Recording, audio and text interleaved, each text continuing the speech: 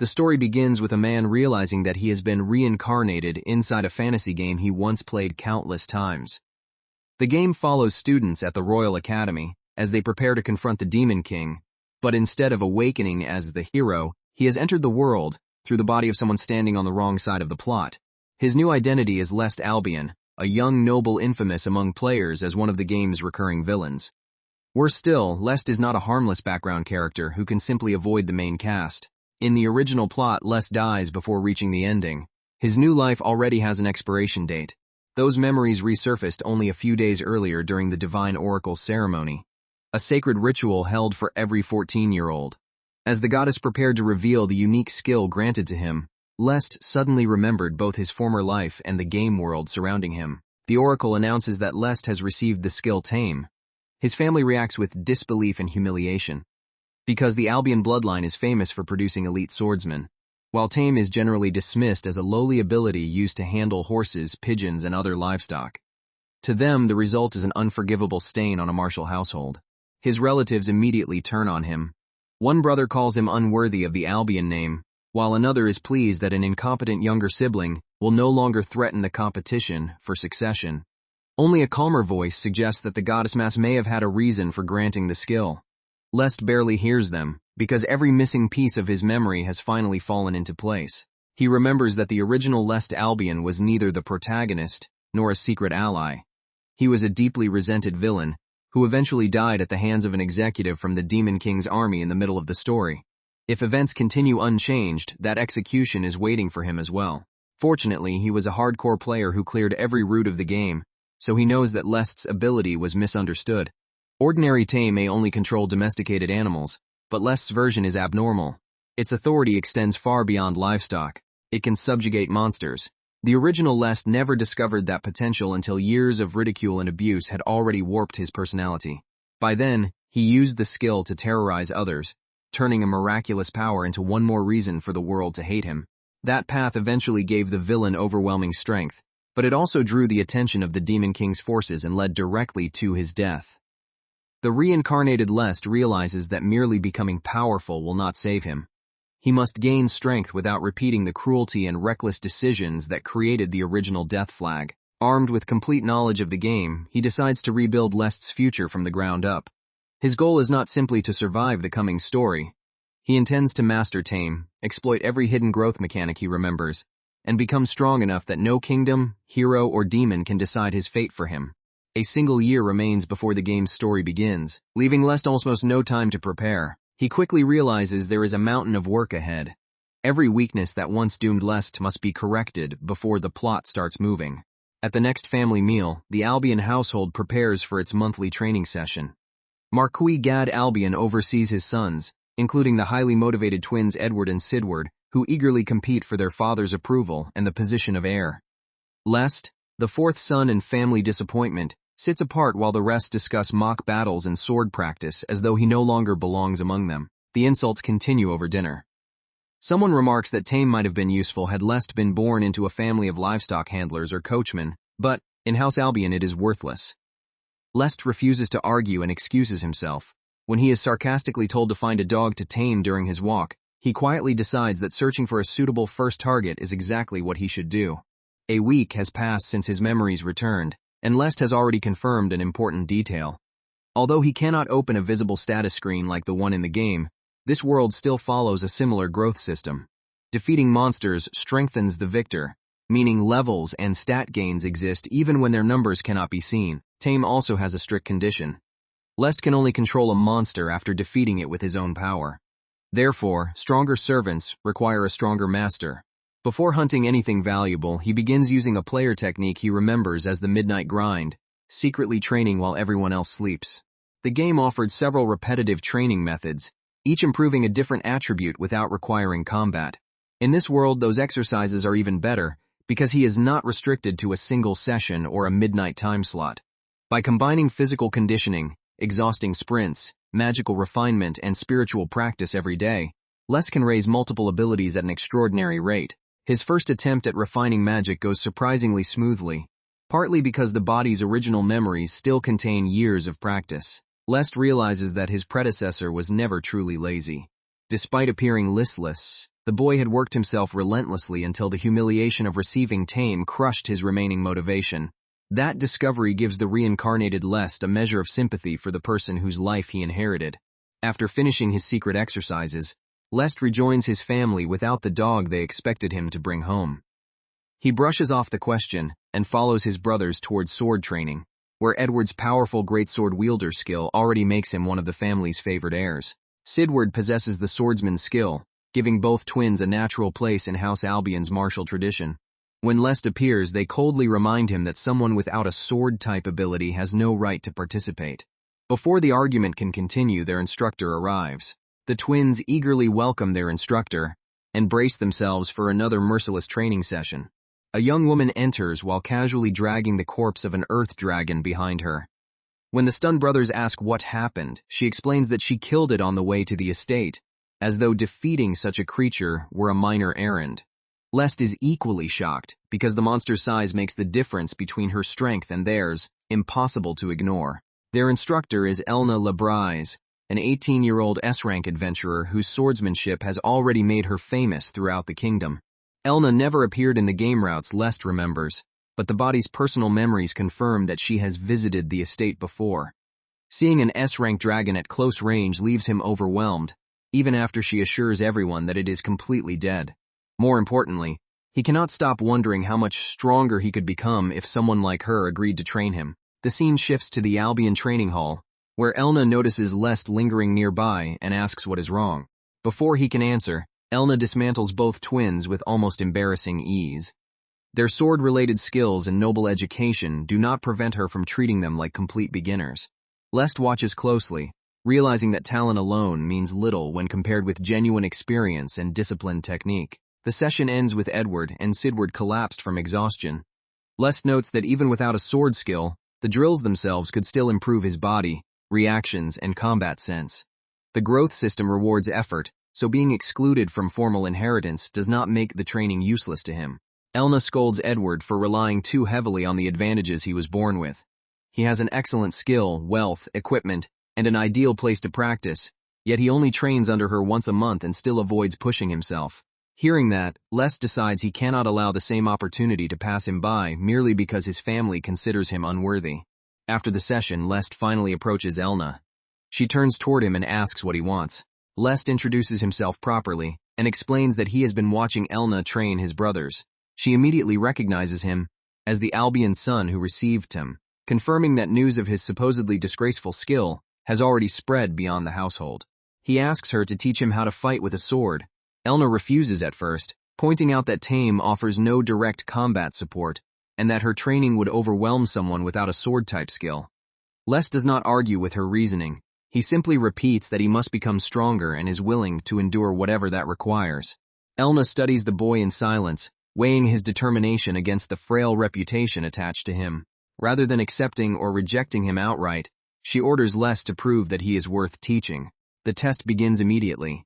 Elna makes him take up a wooden sword and demands that he demonstrate his resolve with his own hands. Her first attacks are brutally heavy, even though she is holding back. Lest understands that dropping his guard for a single instant will leave him unconscious before he learns anything at all. Whenever he falls, Elna orders him back onto his feet. She does not expect victory. She wants him to notice one useful detail, adapt to it, and carry that lesson into the next exchange. Only 5 minutes pass before Lest's legs stop obeying him. He can barely stand, yet he refuses to surrender, astonished by how completely Elna's restrained pressure has exhausted him. Elna concludes that his physical ability barely meets her minimum standard, and that his swordsmanship is almost non-existent. Before deciding whether to continue, she asks the question that matters more than talent. Why does he want power so badly? She wonders whether he wants to master the sword, defeat his brothers, or satisfy some private ambition. Lest answers honestly. He is not chasing family praise or succession. He wants enough strength to defeat fate itself. That answer earns him a chance. After finishing the twins' regular lessons, Elna agrees to give Lest 30 minutes of personal instruction. She warns that the arrangement ends the instant she catches him slacking, and he accepts with genuine gratitude. Elna starts with the most basic detail: how to hold a wooden sword correctly. Since she will not return for another month, she tells him to practice as much as possible on his own. Lest promises to make every day count. 2 months later, Lest faces Elna again. The secret nightly exercises and relentless sword practice have already changed the weak boy who first approached her. During their spar, Elna pauses and asks what is wrong, sensing that Lest is thinking instead of committing to his next move. She calls his movements predictable and openly tells him to use a thrust, daring him to attack, despite knowing that she is prepared for it. Lest drives forward, forcing his body to follow the opening he has been given. The obvious thrust becomes a feint. Elna acknowledges the idea, but criticizes him for retreating without a follow-up. Lest realizes that even a successful trick means nothing if he cannot turn the hesitation it creates into decisive pressure. His game knowledge reminds him that techniques are just as important as skills, sometimes even more important. Finishing moves can temporarily push a fighter beyond the normal limits of their class. So learning even one genuine sword technique could compensate for the absence of a combat blessing. Lest gathers his speed and strength into a single explosive strike, attempting the advanced movement he has practiced in secret. He bursts across the training floor before the twins can follow his motion. The wooden blades collide in a sharp, violent exchange. Elna deflects the attack at the last instant and admits that it came dangerously close to reaching her. Lest is frustrated because 2 months of physical conditioning and sword practice have still not closed the gap between them. Elna, however, sees the result very differently. In only 2 months, he has already reached the level of brothers, who began training half a year earlier, and his rate of growth is shocking even to an S-rank adventurer. His improvement cannot be explained by effort alone. The technique he just used, Flash Step, was designed for people with sword class skills and should normally require at least a full year of practice even from a naturally gifted student. Lest has reproduced it without the proper class in a fraction of that time. Elna realizes that the supposedly talentless fourth son may possess extraordinary potential. Lest has achieved the impossible in 2 months, so she decides that his training should continue rather than end with this test. Their private lessons become part of Lest's new routine, quietly strengthening the villain long before the original story can begin. Lest recommits himself to the plan. Use his complete knowledge of the game, master the abilities hidden inside Tame, and gather enough power to escape the death assigned to the villainous noble. For a time, everything proceeds smoothly. His memory of the game's systems makes each step efficient, and his physical and magical growth continues at a pace no one around him fully understands. Then an unexpected visitor threatens to pull him into the central plot much earlier than planned. Charlotte, the kingdom's second princess, is coming to the Albion estate. Lest immediately recognizes her as one of the principal heroines of Symphony of Sword and Magic, meaning this is not an ordinary noble visit he can safely ignore. The announcement leaves Lest frozen. A heroine of the original game is about to enter his home before he is ready to deal with her. In the game, Charlotte is portrayed as the ideal princess. She is curious about the world, kind to people regardless of status, blessed with extraordinary talent, and driven by a strong sense of justice. Despite her natural gifts, she trains constantly because she genuinely wants the power to protect her subjects. Those virtues also made her one of the original Lest's enemies. She could never overlook the suffering he caused, and during the middle of the story she stood beside the protagonist to stop his rampage. Meeting her too early could therefore become either a priceless opportunity or another route toward his death. The visit makes no sense according to Lest's memories, because Charlotte and the villain had no connection at this stage of the game. The explanation is Elna. Besides training House Albion, she also teaches the royal family. Elna apparently told Charlotte that a talented swordsman of her own age lived at the estate, prompting the princess to request a meeting. Edward and Sidward assume Charlotte must be interested in them, and immediately dream about earning royal favor. Lest realizes the real cause of the altered scenario. By seeking Elna's instruction, he changed her opinion of him, and that small decision has already begun rewriting events that were never supposed to happen. Lest strongly suspects that he is the young swordsman Elna mentioned, while the twins continue congratulating themselves. 2 weeks later, the day of the princess's visit finally arrives. Lest would rather avoid meeting a heroine with a history of opposing him, but the royal visit makes leaving the estate without permission difficult. His brothers solve the problem for him by ordering him away, insisting that his presence would embarrass them and prevent them from properly entertaining Charlotte.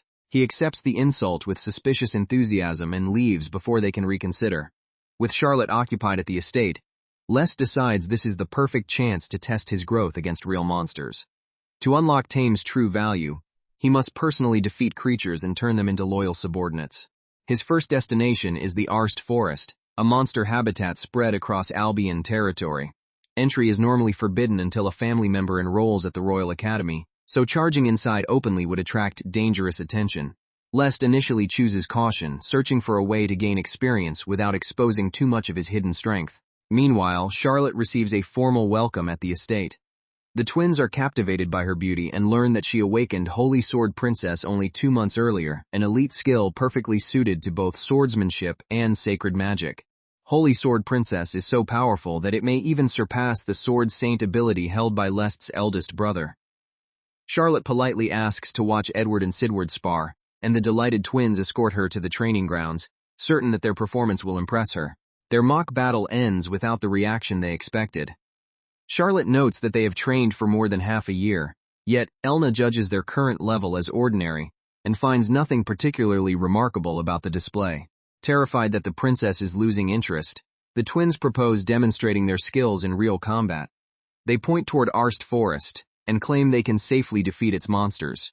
Charlotte is surprised that boys their age are supposedly ready for such a dangerous task. Edward and Sidward assure her that the forest is practically their backyard and promise to protect her, carefully hiding the fact that it is forbidden and that neither of them has ever entered it.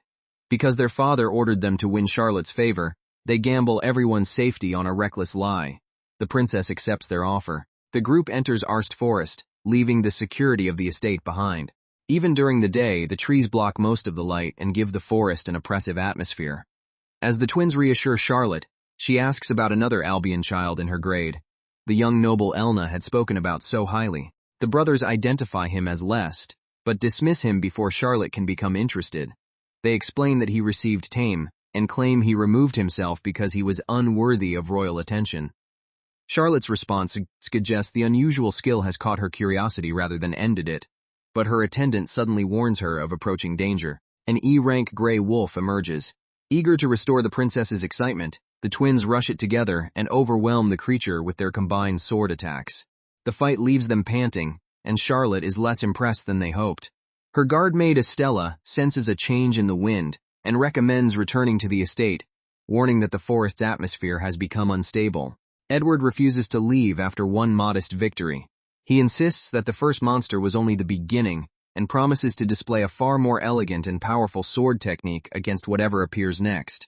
A heavier presence moves through the trees, answering his boast. The next creature is a gale wolf, a C-rank monster capable of using wind magic. Its danger is several levels beyond the gray wolf the twins barely manage to defeat cleanly. It attacks with speed that instantly shatters the group's confidence. Estella orders Edward and Sidward to take Charlotte and escape while she holds the beast back. The maid steps between the princess and the monster, knowing that the boys' inexperience has turned their demonstration into a genuine life-or-death battle. Before they can retreat, another gale wolf appears, and this one is even larger. With threats on both sides, the twins are forced to prepare for an enemy they were never qualified to face. Their swords are knocked aside with ease. Edward finally understands that there is no path to victory, while the wolves close in and the entire group begins to panic. Charlotte refuses to wait helplessly.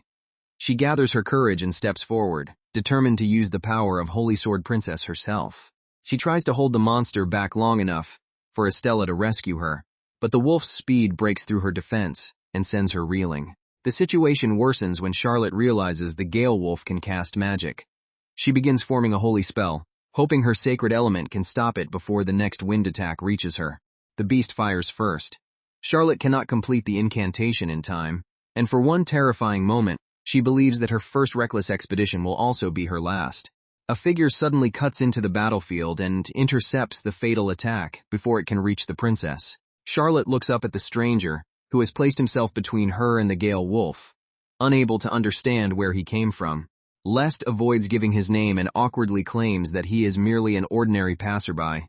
The explanation is absurd in a forbidden monster forest, but revealing his identity while displaying hidden strength could create even greater problems. Several minutes earlier, Lest had noticed Charlotte, Estella, and the twins heading toward Arst Forest. The sight immediately alarmed him, because none of them should have been entering the restricted area. He correctly guessed that Edward and Sidward were trying to impress the princess. Most creatures in the forest were low-ranked, but one unlucky encounter could kill Charlotte and bring the royal family's wrath down on every Albion. Rather than risk his entire household being executed for the twins' stupidity, Lest followed them in secret, his concern was justified. Returning to the present, Lest is relieved that he arrived just before the Gale Wolf's spell struck Charlotte, and even more relieved that his family has not yet been condemned because of it. Charlotte demands to know who he is. Lest wants to keep both his name and abilities hidden, but his claim of being a random commoner convinces no one, especially when his clothing, speech, and swordsmanship clearly suggest noble training. He postpones the explanation and turns toward the monster. A Gale Wolf is a troublesome C-rank opponent that combines exceptional speed with wind magic, and Lest estimates that his chance of winning a straightforward fight is no better than 40%. However, he possesses something the beast cannot anticipate: complete knowledge of its game mechanics and attack patterns. The Gale Wolf lunges and Lest meets it head-on. The creature is dangerous at every distance, with swift claws up close and wind attacks from afar. Yet its balanced fighting style also makes it familiar. Lest recognizes each preparatory motion and searches for the narrow openings the game taught him to exploit. Whenever the wolf attacks, Lest moves before the strike is complete. He knows every pattern it can use, turning knowledge into an advantage that raw strength alone could never provide. Charlotte watches in disbelief as the mysterious boy repeatedly lands blows on a monster that overwhelmed her entire group. His physical ability is impressive, but what truly astonishes her is the calm precision with which he controls the battle. The sight reminds Charlotte of a recent lesson with Elna. After training, Elna praised her discipline, but warned her not to become complacent, simply because Holy Sword Princess was an exceptional skill. Many people could surpass her in individual areas of swordsmanship or magic. Elna explained that Charlotte's future rivals would not all possess prestigious blessings. Some people reach power comparable to elite skill holders through unusual talent, relentless work, and techniques that the divine classification system fails to measure. As an example, Elna spoke with unusual enthusiasm about a boy from House Albion who was the same age as Charlotte. She suggested that meeting him might give the princess both motivation and a new understanding of strength. Watching the stranger confront the Gale Wolf, Charlotte finally connects Elna's description with the absent Albion son. The boy in front of her must be Lest Albion. She also remembers the seemingly unimpressive skill assigned to him: Tame. Nothing about the fighter before her resembles the useless livestock handler his brothers described. Instead, Charlotte recognizes the unconventional genius Elna had praised: a swordsman creating extraordinary strength without the blessing normally required for it. The battle is not over. Lest has already consumed most of his mana countering the wolf's earlier attacks, leaving him little room for another prolonged exchange. Knowing that his stamina will fail first, he seizes the only remaining chance and presses forward before the monster can recover. The Gale Wolf tries to drive him away with another violent burst of wind. Lest forces his way through the attack, rather than surrendering the initiative. He closes the distance, enduring the pressure long enough to enter sword range. With the beast finally exposed, Lest commits everything to one decisive strike. The Gale Wolf falls. Lest celebrates the victory, but only briefly, because defeating the monster was never the final objective. Tame activates after the battle. The defeated wolf acknowledges Lest as the stronger warrior, and the hidden conditions for subjugation are finally satisfied. Charlotte rushes over and thanks him for saving everyone. When she calls him Sir Lest, he realizes that his wooden training sword and fighting style have already exposed the identity he tried to conceal. Charlotte confirms that Elna gave her a similar sword, and formally introduces herself as the second princess, Charlotte von Finale. She sincerely praises Lest's courage and swordsmanship. He accepts the gratitude while privately thinking that saving her was also the only way to prevent his entire family from being punished for the disaster. The princess bows deeply, offering Lest heartfelt thanks rather than the hostility the original villain once received from her. Lest asks Charlotte to use her holy magic on his brother's injuries while he checks the fallen Gale Wolf. She agrees, unaware that he is about to test the true power of his skill. A familiar game-like choice appears before Lest. The Gale Wolf has developed respect for the warrior who defeated it and is willing to serve. With the conditions complete, Lest chooses to tame his first genuine monster. Lest reaches toward the defeated Gale Wolf and activates Tame for the first time. The monster accepts his authority, becoming the first creature Lest has ever successfully subjugated. The reward is far greater than a loyal servant. A portion of the Gale Wolf's power flows directly into Lest, and he acquires its wind magic skill as though it had always belonged to him. Because this is his first successful tame, another ability unlocks: extra-dimensional residence, a private space where his monsters can remain hidden.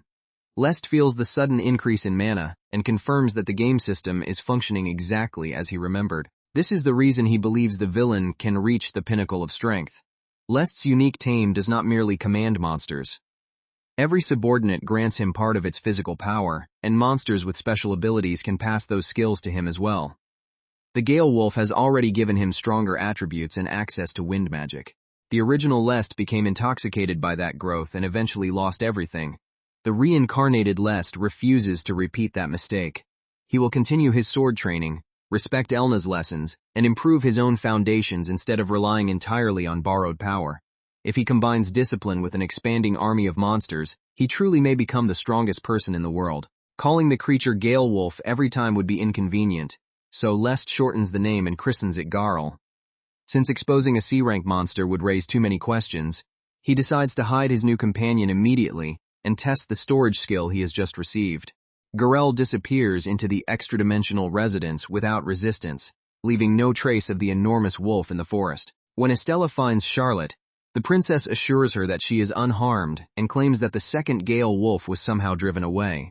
Estella is horrified to learn that another C-rank beast appeared, and anxiously asks whether Charlotte or the wounded twins had to fight it themselves. Charlotte gives the real credit to Lest, introducing him as the Albion son who saved her life. Estella stares at the supposedly useless boy in complete disbelief. As an upper C-rank fighter herself, Estella knows how long it normally takes to defeat a Gale Wolf. Lest accomplished it more quickly while protecting others, despite rumors that his only skill was Tame. Her astonished thoughts are so obvious that Lest can practically read them from her face. Lest modestly says that the battle was dangerous, and that he merely managed to repel the creature. Estella begins offering formal gratitude, but then notices that he called her by name even though she never introduced herself. Charlotte rescues him by suggesting that he must have heard her call Estella earlier. The maid accepts the explanation and thanks Lest again. Privately, he reminds himself that characters familiar from the game do not know him yet, so carelessly using their names could expose his reincarnated knowledge. With the immediate danger over, Lest urges everyone to leave the forest. Charlotte confirms that she can walk, and the battered group begins the return to the Albion estate. The household erupts when they arrive injured. Servants rush for healing potions, towels, and water, while Lest asks that Charlotte and his brothers receive treatment first. The adults demand to know how a royal visit turned into a monster attack.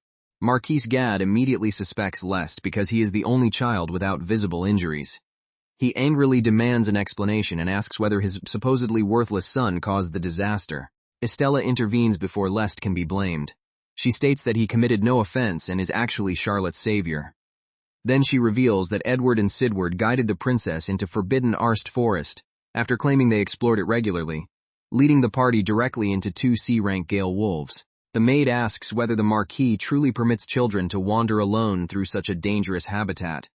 Gad denies it, confirming that the twins acted without authorization. Estella makes it clear that responsibility still rests with the head of the household for allowing the princess to be endangered on Albion land. Charlotte prevents the confrontation from escalating. She admits that her group also bears fault for trusting the twins, and she refuses to place all blame on the Marquis. Most importantly, Lest defeated a Gale Wolf alone and saved her life, so out of consideration for him she declares the incident closed. The adults can barely process the claim that Lest killed a Gale Wolf by himself. Charlotte, exhausted from the ordeal, asks to rest and requests an opportunity to greet her rescuer properly later. The household immediately escorts the royal party inside. Left behind, Gad cannot accept what he has heard. The son he dismissed as worthless has supposedly defeated a C-rank monster, an achievement that contradicts everything the family believed about Tame. Charlotte and her companions remain at the mansion overnight. Lest lies awake, too restless to sleep, and considers using the quiet hours for another training session. Before he can leave, someone calls his name. Charlotte is also awake. Meeting him in the corridor, she asks whether he would be willing to talk with her for a little while, and Lest politely agrees. She thanks him again, insisting that she might have died if he had not rushed to her aid. Lest tells her that her safety is enough, but Charlotte interprets his modest response as proof of his kindness. She also praises the swordsmanship that allowed a boy without a combat skill to repel a Gale Wolf alone. Lest tries to share the credit, saying Charlotte's earlier attacks weakened the monster before he arrived. She laughs softly but admits the incident exposed how much she still has to learn. That realization has led her to an important decision. Charlotte gathers her courage, clearly more nervous about this request than she was while facing the monster. She turns directly to Lest, and begins asking for a new relationship between them. Charlotte wants him to become her sword friend, a rival and companion who shares the same ambition, trains with her, and competes with her as an equal. Lest is briefly confused by the unusual phrase until she explains that she means a true friend connected through the sword. Until now, Charlotte's only goal was catching Elna, but their difference in strength is so great that she cannot even see her teacher's back. Lest is the same age and appears only one step ahead, making him someone she can realistically chase. She believes that friendly competition with him will push both of them toward greater heights. Lest would prefer to avoid deep relationships with the game's main heroines, yet refusing such a sincere royal request could be even more dangerous. He accepts, and Charlotte joyfully gains the first sword friend she has ever had. Charlotte immediately asks Lest to call her Charo. He protests that their social positions are far too different for such familiarity, but the princess stubbornly refuses to accept formal distance from someone she has just named her friend. Remembering that Charlotte never backs down once she decides something, Lest finally gives in and uses the nickname. Charo is delighted, although she quickly points out that Lest is still speaking to her with formal language. Their new friendship has begun, but erasing a lifetime of royal etiquette will clearly take longer than one conversation. The next morning, Charlotte prepares to return to the capital. She promises that they will meet again soon and looks forward to training together as sword friends, while Lest politely tells her that she will always be welcome at the Albion estate. After the royal party departs, Marquis Gad turns his anger on Edward and Sidward. Their reckless trip nearly destroyed House Albion, yet what irritates him most is that Charlotte left interested in Lest rather than in the sons he wanted to promote. Gad admits that the twins followed his instruction to impress the princess, then absurdly asks how they intend to take responsibility for allowing her attention to shift toward the son he considers worthless. Lest's mother challenges that twisted reasoning, but the Marquis remains focused on family advantage rather than the danger Charlotte faced. The brothers begin rewriting the incident to protect themselves. They insist that Lest could never have defeated a Gale Wolf alone, and claim they weakened it before losing consciousness, allowing him to steal the final blow and deceive Charlotte during the confusion. Their father accepts the convenient story almost immediately. Lest can only wonder whether everyone in the room has abandoned common sense, because the twins were visibly overwhelmed and never saw the conclusion of the battle. Rather than remain silent, Lest states clearly that he was the one who defeated the Gale Wolf. When Gad calls him shameless, he repeats that he is telling the truth. The Marquis offers a brutal method of proof. Lest must duel Edward and Sidward simultaneously and defeat them both. If he truly accomplished what the twins could not, then overcoming the pair together should be possible. Edward and Sidward welcome the proposal despite the dishonorable 2-on-1 advantage, convinced the duel will expose their brother's lie. Lest agrees because their judgment would have been correct only one day earlier. Before taming Geralt, fighting both heirs at once would have been nearly impossible. Now his abilities are completely different. Geralt's subjugation has strengthened Lest's body, expanded his mana and given him new powers. For the first time, he can measure how dramatically a single monster has altered the balance between himself and his brothers. He enters the training ground no longer as the weak boy they remember, but as a fighter whose foundation has been reinforced by a C-rank beast. The three brothers take their positions while the household gathers to watch the dispute be settled by force. Lest formally accepts the challenge without hesitation. Before the duel begins, Elna arrives and volunteers to serve as its witness. She explains that a message spell informed her that her students had been attacked by a Gale Wolf and forced to retreat. Unable to sit still after hearing the report, she came to the estate immediately, only to discover that another confrontation was already being prepared. Since all three combatants are her students, Elna considers herself the proper person to judge the duel. She also publicly reveals that, at Lest's persistent request, she has been giving him private instruction outside the regular lessons she provides to Edward and Sidward. Gad remains unconvinced. Elna may have taught Lest, but far less frequently than the twins, and the Marquis cannot believe limited personal training could make one supposedly skillless son strong enough to defeat both heirs together. Elna acknowledges that a month earlier she would have shared that doubt. However, Lest's growth has repeatedly exceeded the limits she expected from him. She tells Lest that she has watched his effort closely, and knows better than anyone what strength he does and does not possess. Then she orders her student to prove the truth with his sword. Lest answers his master without fear. The twins finally notice that he is holding the wooden sword Elna gave him, confirming that the S-rank adventurer truly recognizes their mocked younger brother as her disciple. Edward and Sidward are using real combat weapons, while Lest, this carries only wood. But the disadvantage is his own choice. They believe his confidence comes solely from the physical enhancement gained through Tame, unaware that he has developed several new applications for his enlarged mana reserves. Lest decides not to reveal wind magic or his most dangerous hidden advantages. He wants to win with swordsmanship and foundational techniques alone. With Elna's signal, the battle begins. Edward charges first, swinging his greatsword with enough force to crush an ordinary wooden weapon. Lest meets the attack directly and blocks it. Edward expects the wooden blade to snap under the weight of his combat skill. Instead, it remains completely intact, stopping the greatsword without bending. Sidward joins from another angle with faster strikes, but Lest's reinforced weapon catches those attacks as well. The secret is a mana control technique that channels energy into the microscopic gaps inside an object, drastically increasing its durability. Because the twins have relied on swinging their blessed swords rather than refining mana, they do not understand how a simple training weapon can withstand them. The technique existed in the game and normally demanded both enormous mana reserves and precise control. Lest practiced refinement every day, then gained the Gale Wolf's capacity through Tame. That combination finally made the method practical in real combat. He also activates body reinforcement, a general technique that floods the muscles with mana and increases physical power. By strengthening both his body and his weapon, Lest can confront the twins on equal terms, without exposing wind magic. Edward cannot understand how Lest is producing enough power to hold back a great sword wielder. The brother he dismissed as useless is matching him directly and showing no sign of being overwhelmed. Lest forces Edward's blade away and breaks the twins' opening formation. With the first assault stopped, Lest declares that it is now his turn to attack. He slips between the two brothers before they can reorganize. A rapid series of wooden sword strikes drives both heirs backward. Lest even corrects their technique while fighting, telling one brother that the movement of his hips is far too large and makes the attack easy to read. He asks what is wrong and reminds them that the duel has only begun. The spectators are stunned, while Edward and Sidward desperately insist that a boy possessing only Tame cannot possibly move like this. Elna is astonished as well. Lest's previous growth was already abnormal, but the improvement during the last month exceeds even her expectations. She senses that something new is hidden inside him, although the twins have not yet used the skills that make them truly dangerous. Those inherited combat abilities can overturn months of ordinary effort in a single attack. To win, Lest must force both brothers to surrender or lose consciousness.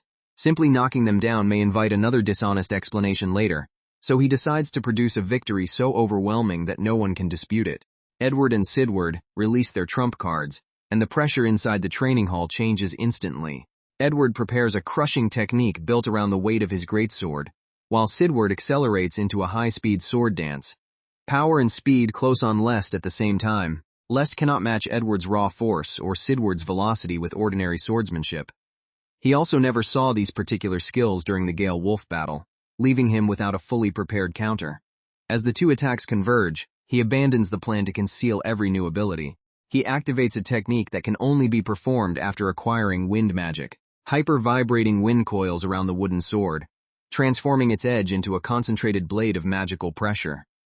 The harmless training weapon suddenly becomes capable of cutting material far stronger than itself. Lest unleashes Matoi Kazutachi Blade of Wind Severance. The wind-coated strike passes through both incoming weapons in a single motion. Edward and Sidward stare in disbelief as the blades they trusted are split apart. Their combat skills collapse with their weapons, leaving both brothers defenseless before Lest's wooden sword. Lest calmly asks whether they still intend to continue. The twins surrender. With both opponents conceding, Elna declares Lest the winner of the duel. The verdict is repeated before the entire household. Gad is shaken by the sight of his favored heirs defeated by the child of a concubine, whom he had written off as worthless. Elna turns to the Marquis and asks whether he can finally accept the result. With no excuse remaining, Gad reluctantly acknowledges Lest's victory. The Marquis hurriedly claims he never truly doubted the Gale Wolf story, only the outcome of this duel. Lest ignores the transparent revision and is simply relieved that he displayed a fight worthy of Elna's student.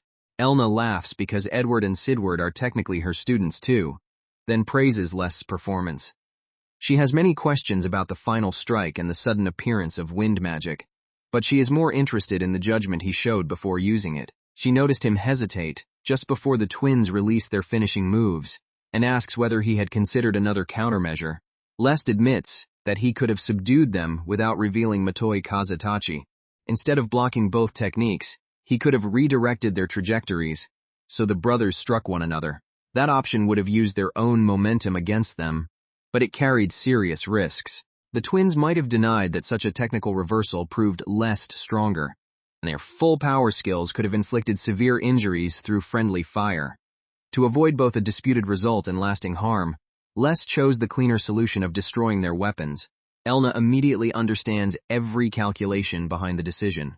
Realizing how completely she read his thoughts, Lest admits that he is still nowhere near his master's level. Elna responds with a knowing smile, clearly pleased by both his strength and his restraint. The duel secures Lest a real position inside House Albion for the first time. Once the attention fades, he turns to the companion responsible for his sudden growth and calls Geralt out of the extra-dimensional residence so he can offer the wolf proper thanks. Geralt tries to emerge directly beside Lest, but the enormous wolf barely fits in the secluded space. Lest hurriedly tells him to wait and moves to a more open area before completing the summon. Once Geralt can stand comfortably, Lest thanks him for the power that made victory over the twins possible, and affectionately acknowledges him as a true partner rather than a disposable tool. Winning the duel has solved one immediate problem, but Lest knows he must plan beyond the household dispute. The twins were defeated largely because Geralt granted him wind magic, so future progress depends on understanding the limits of Tame. A system message reveals the first major obstacle. Every available Tame slot is already occupied. Before Lest can subjugate another monster, he must increase the skill's capacity. Tame is overwhelmingly powerful, yet the number of servants remains limited by its skill level. In the game, the original Lest controlled only about 5 monsters. Each was formidable, but he neglected his own body so completely that defeating those servants reduced him to a weak and helpless man. The reincarnated Lest refuses to build the same fragile strength. Secret training can improve his basic attributes, but efficient growth now requires experience from real battles. He needs to defeat monsters personally, raise his own level, and make sure that even without his servants he remains dangerous. He wants to enter Arst Forest immediately, both to gain experience and to search for the specific creature he hopes to claim as his next Tame. Unfortunately, after the royal incident, the family is even less likely to permit him near the Forbidden Woods. Unexpectedly, the problem solves itself the very next day. Marquise Gad recalls removing Lest from the succession 3 months earlier, immediately after Tame was announced at the Divine Oracle ceremony. To a family proud of generations of elite swordsmen, the non-combat skill looked like an unforgivable disgrace. So Gad publicly declared the boy unfit to lead House Albion. Now that same son has defeated a Gale wolf, beaten both favored twins, and attracted the second princess's attention. Gad is less concerned with Lest's achievement than with the possibility that his original judgment will be exposed as a humiliating mistake. The Marquis convinces himself that he cannot have been wrong. A Tame user must never inherit the proud Albion name, so he decides to destroy Lest's position in both reputation and reality, before public opinion forces the family to reconsider him. Gad still has an eldest son at the Royal Academy, who possesses Sword Saint, the same prestigious skill as the Marquis. That heir is supposedly the family's true future. However, Charlotte's favor means Gad can no longer cast Lest out openly without risking royal displeasure, so he needs a subtler method. If Gad cannot strike his son directly, he will arrange circumstances in which Lest dies through his own actions. Even a crippling injury that permanently ends his swordsmanship would be sufficient. The recent disturbance in Arst Forest gives the Marquis exactly the excuse he needs. Gad summons Lest and formally orders him to investigate Arst Forest. He explains that Gale wolves have appeared in unusually shallow areas, suggesting that something has disrupted the forest. Although entry is normally forbidden to children outside the academy, Gad calls the situation an emergency and claims that Lest's proven ability to repel a Gale wolf makes him the ideal investigator. Lest immediately recognizes that the concern is false. The deeper forest contains monsters far stronger than Garel, including B-rank threats. Gad expects Lest to continue investigating until one of those creatures kills or cripples him, allowing the Marquis to describe the outcome as the tragic consequence of his son's own overconfidence. Lest understands the plan perfectly, but the head of the house has now granted him official permission to enter the very place he wanted to explore. Rather than reject such a valuable opportunity, he respectfully accepts the order. Gad mistakes Lest's eagerness for obedience and believes the family's future is secure. Lest, meanwhile, can barely conceal his excitement as he urges the Marquis to finish explaining so he can leave for Arst Forest at once. In the game, Arst Forest was divided into shallow, middle, and deep layers. The shallow zone mostly contained E and D rank monsters, although stronger strays occasionally wandered into it. Gad assigned only this safest area at first, probably because sending Lest directly into the deep layer would make the assassination attempt too obvious. Once inside, Lest releases Garel from the extra-dimensional residence. This will be their first real battle as a team, and he discovers another unconventional property of Tame. The bond enhances not only the master but the subjugated monster as well. Garel's enhancement multiplier grows as Lest himself becomes stronger, creating a feedback loop that makes the skill even more absurd. Lest continues carrying a wooden sword because it is ideal for defeating potential servants without killing them. When he truly needs an edge, Matoi Kazutachi can provide cutting power instantly. With wind wrapped around the weapon, the harmless wooden blade can switch from restraint to lethal sharpness whenever the situation demands it. Their first target is a firebird flying beyond normal sword range.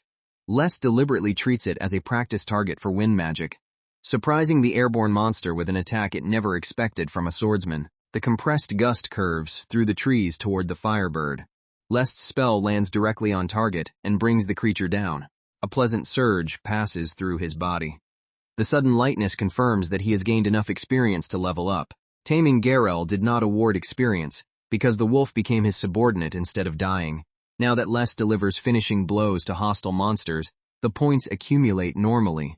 Experience from creatures defeated by Garel is also transferred through their bond, allowing Lest to level steadily while practicing wind magic far from the mansion. Day after day, master and monster continue fighting, and Lest's strength rises at a startling pace. A full week passes. Powerful strays comparable to Garel occasionally appear, but they are no longer a serious threat. Lest and his enhanced companion defeat every challenger that enters the shallow layer. The local monsters now provide too little experience for meaningful growth. To continue leveling and find a worthy second Tame, Lest must enter the middle layer. He has no permission to go that far, so he begins considering whether to slip across the boundary anyway. After watching Lest clear the shallow layer with ease, Gad becomes impatient and orders him to survey the middle zone starting the next day. The Marquis disguises the escalation as confidence in his son's ability, while Lest gladly accepts the perfectly timed permission. The middle layer contains monsters ranging up to high C rank, far stronger than the creatures near the forest entrance. Yet Lest and Garel have grown so much that even these opponents fail to slow them down. Before long, Lest estimates that his personal combat ability has reached B rank. The stronger enemies finally provide worthwhile experience, and he levels steadily for another week, until a monster unlike the others suddenly appears. A massive presence emerges from the middle layer and blocks their path.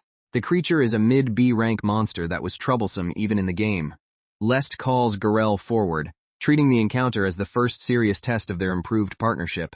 Garel rushes the monster, while Lest circles toward an opening. The two coordinate their attacks, forcing the larger enemy to divide its attention.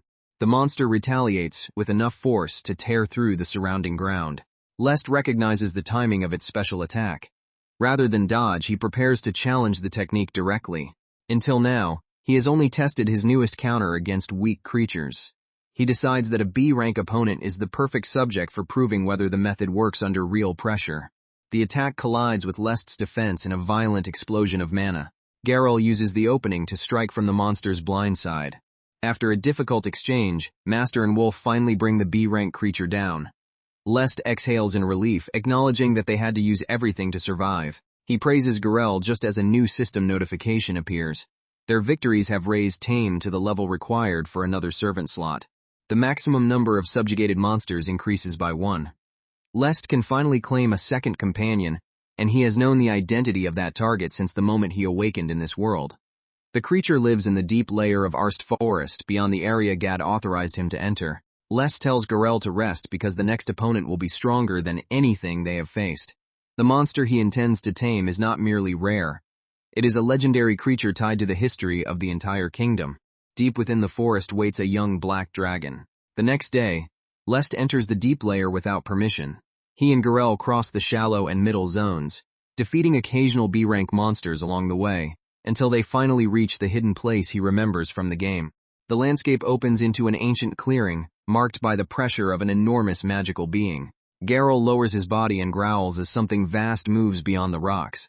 The black dragon reveals itself. Even without attacking, its presence makes the air feel heavy enough to crush an ordinary adventurer. The most astonishing detail is its age. Despite its size and overwhelming pressure, this dragon is still only a juvenile a few years old, and remains far from complete. At its peak in the game, the black dragon grew more than 100 meters long, and possessed many times its current power. A demon lord's officer controlled it and forced it to rampage through the kingdom, nearly destroying the royal capital. The protagonist party could not defeat its overwhelming strength.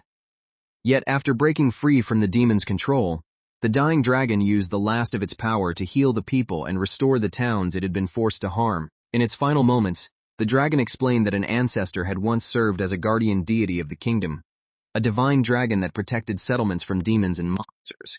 It never wanted its inherited power to destroy humans.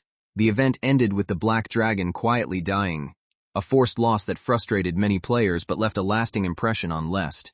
The creature appeared only during that single storyline, yet he became deeply attached to it. When he realized he had reincarnated as the one character capable of taming monsters, his first great ambition was to reach the dragon before the demons and make it his ally. A black dragon would give him extraordinary strength, but power is not his only motive. He wants to prevent the noble creature from suffering the same manipulation and tragic death. 4 months after making that promise, he finally stands before it. The problem is that Tame will only activate after he defeats the target himself. Dragons possess immense magical reserves and can convert mana into many different phenomena. They absorb magic and grow rapidly regardless of age. The Demon Lord's officer eventually raised this one to Super S rank, but as an unaided juvenile it should currently be around Upper B rank. Terrifying, yet not impossible. Lest believes that he and Geralt have a chance if they fight together. He apologizes to the Black Dragon for the intrusion, then asks it to keep them company while they prove which side is stronger. The Black Dragon answers the challenge with a roar that shakes the clearing. Its magical pressure crashes over Lest and Geralt before the fight even begins, proving that the juvenile's rank cannot describe the full weight of a dragon's presence. Lest steadies himself and orders Geralt forward. Their first objective is simple. Force the airborne dragon onto the ground, where they can attack together instead of chasing it through the sky. Lest and Geralt launch a coordinated barrage, combining wind attacks from different angles. One flap of the dragon's wings blows the entire assault away, and sends Geralt tumbling through the clearing. The overwhelming response does not surprise Lest. He expected the Black Dragon to dominate a straightforward contest of magical power, so the failed opening attack is only the first step of his plan. The dragon inhales and unleashes breath, a mass of pure mana shaped for destruction. The attack is less like ordinary magic and more like a natural disaster fired from its jaws. Lest leaps away as the blast tears through the ground beneath him. The dragon assumes a human cannot maneuver once launched into the air, but Lest prepared for aerial combat before entering the clearing. By manipulating wind, mana, and his own weight, he creates enough control to change direction in mid-air. He accelerates around the breath, instead of falling helplessly through its path. A gravity-adjusting technique pulls his body toward the dragon from above. Lest drives the reinforced wooden sword down with all the momentum he has gathered. The strike forces the Black Dragon to the ground, but its scales absorb almost all the damage. Lest expected that from a creature known as the King of Magical Power, and immediately calls for Geralt to follow up before it can recover. Geralt pounces and rakes both claws across the dragon's exposed side. Even the enhanced Gale Wolf cannot pierce the scales. Standing beside the grounded dragon makes the difference in their natural durability painfully clear. The Black Dragon surges upright and sweeps the pair away with its enormous body. Its expression seems to ask whether that weak opening is truly all they can offer. Geralt growls back, refusing to retreat. Lest assures his companion that the first exchange was only preparation. Now that the dragon is grounded and taking them seriously, the real battle can begin. After being shot down, the Black Dragon stops trying to regain altitude and commits fully to close combat. Every movement becomes lethal. Claws, tail, jaws, and raw mana strike with enough force that one lapse in concentration would end the fight instantly. Yet Lest feels exhilarated in the middle of that danger. In the game, he only fought the Black Dragon after demons had enslaved and distorted it. This is his first chance to face the creature's own will and strength directly. He slips under a sweeping claw while Geralt attacks from the opposite side. The dragon pivots, turning the entire clearing into a storm of colliding bodies and shattered earth. Facing a worthy opponent makes Lest's blood boil. His grip tightens around the wooden sword as the thrill of genuine combat pushes every trained instinct to its limit. For a moment, he even wants the battle to continue simply because it is so unlike anything he experienced through a screen. But beneath that excitement remains the desire that brought him here. Lest wants to tame the black dragon. More importantly, he wants to save it from the sorrowful fate awaiting it in the original story. He calls to Garel and declares that the next exchange will decide everything. Master and Wolf prepare to commit their remaining strength. The dragon's attacks are tremendously powerful, but each one leaves a large opening. Lest and Garel can avoid fatal blows and counter without too much difficulty, yet the pattern begins to trouble him. Something about the battle feels wrong. Lest finally identifies the source of his unease. For a juvenile dragon, the battle has been almost too manageable. The creature's attacks look violent, yet their trajectories repeatedly leave Lest and Garel room to escape, as though it is deliberately avoiding direct hits. The pattern is clearest in its breath attacks. The dragon has fired several blasts that should be difficult or impossible to dodge, but none truly cornered them. Lest begins to suspect that the creature is testing their intentions rather than fighting to kill. To confirm the theory, he stops retreating and faces the dragon directly. The black dragon gathers another enormous breath attack. Every instinct screams at Lest to flee, but he braces himself and trusts the conclusion he has reached. The blast engulfs him in light and heat. Garel watches helplessly as the attack fills the clearing. Lest had already understood that overpowering the black dragon through brute force would never be enough. Its willingness to accept a master depends on something beyond winning a physical contest. No amount of ordinary strength could force a proud guardian dragon into genuine loyalty. The breath continues pouring over the place where Lest stands. For one terrifying instant, the heat makes him wonder whether his prediction was wrong, and whether he is about to be vaporized. When the light fades, Lest remains completely unharmed. The result proves that the dragon behaved exactly as he suspected. The black dragon never intended to injure them. Its seemingly aimless attacks created the first clue, while the suspicious breath supplied the final test. Lest gambled that the blast was something he could withstand, and his prediction was correct. The breath looked authentic because its surface was wrapped in dense mana, but the interior was hollow. Creating such a convincing imitation requires the advanced control expected from a dragon, the king of magical power. The important question is why the creature went to such extraordinary lengths instead of simply refusing the battle. Tame provides the answer. The black dragon respects Lest for demonstrating strength, wisdom, and, most importantly, respect for its pride as the descendant of guardians who protected people. The creature has judged his character and is now willing to be subjugated. The dragon refuses to let its power harm innocent lives, so it never truly attacked a human who approached without murderous intent. By recognizing that restraint instead of exploiting it, Lest proved that he would not tarnish the purpose carried in its ancestral memories. Lest accepts immediately. He came to the deep forest precisely to preserve that pride and prevent the dragon's future enslavement. He asks the black dragon to fight beside him and Garel from this day forward. The dragon answers with a powerful roar, sealing its decision. The new bond takes hold between master and dragon. An unbelievable amount of magical power floods into Lest. His strength, senses, mana control, and every other function of his body feel as though they are awakening all at once. The Tame succeeds, granting Lest a portion of the black dragon's power, and a new trait called Dragon's Blessing. Dragon's Blessing provides strong resistance to status effects and advanced magical control. A second reward, miniaturization, also unlocks because this is Lest's second successful Tame. The adult game version of the dragon possessed even more extraordinary abilities, including interference with magical concepts, but the juvenile has not developed those powers yet. That limitation is actually another advantage. As the young dragon grows and learns, the bond may grant Lest additional power in the future. The potential of a servant that can eventually reach Super S rank is almost impossible to calculate. Just as he named Garel, Lest refuses to keep calling his new companion Black Dragon. Searching for something suitable, he chooses Noir, a name derived from the word for black, and asks whether the dragon accepts it. Noir responds with an approving roar. Garel barks excitedly, and Lest thanks the wolf. Without Garel's support throughout the battle, recruiting Noir would never have been possible. He tells both monsters that he will continue relying on them, treating the newly formed group as partners who will grow together. Lest tests miniaturization, shrinking Noir to a manageable size, so the dragon can move without attracting attention or destroying the forest around them. His game knowledge also explains why Noir lived here. Arst Forest accumulates evil magic, and locations rich in that energy can summon demons. beings made from souls and mana, distinct from ordinary monsters and demon folk, and infamous for overwhelming power and cruelty. A hidden piece of lore revealed that Noir remained in Arst Forest as a king of magic capable of purifying that corruption. By suppressing the evil mana, the young dragon had quietly prevented demons from being summoned and protected the kingdom without any human realizing it. Lest asks Noir to lend him its strength whenever a dangerous situation arises.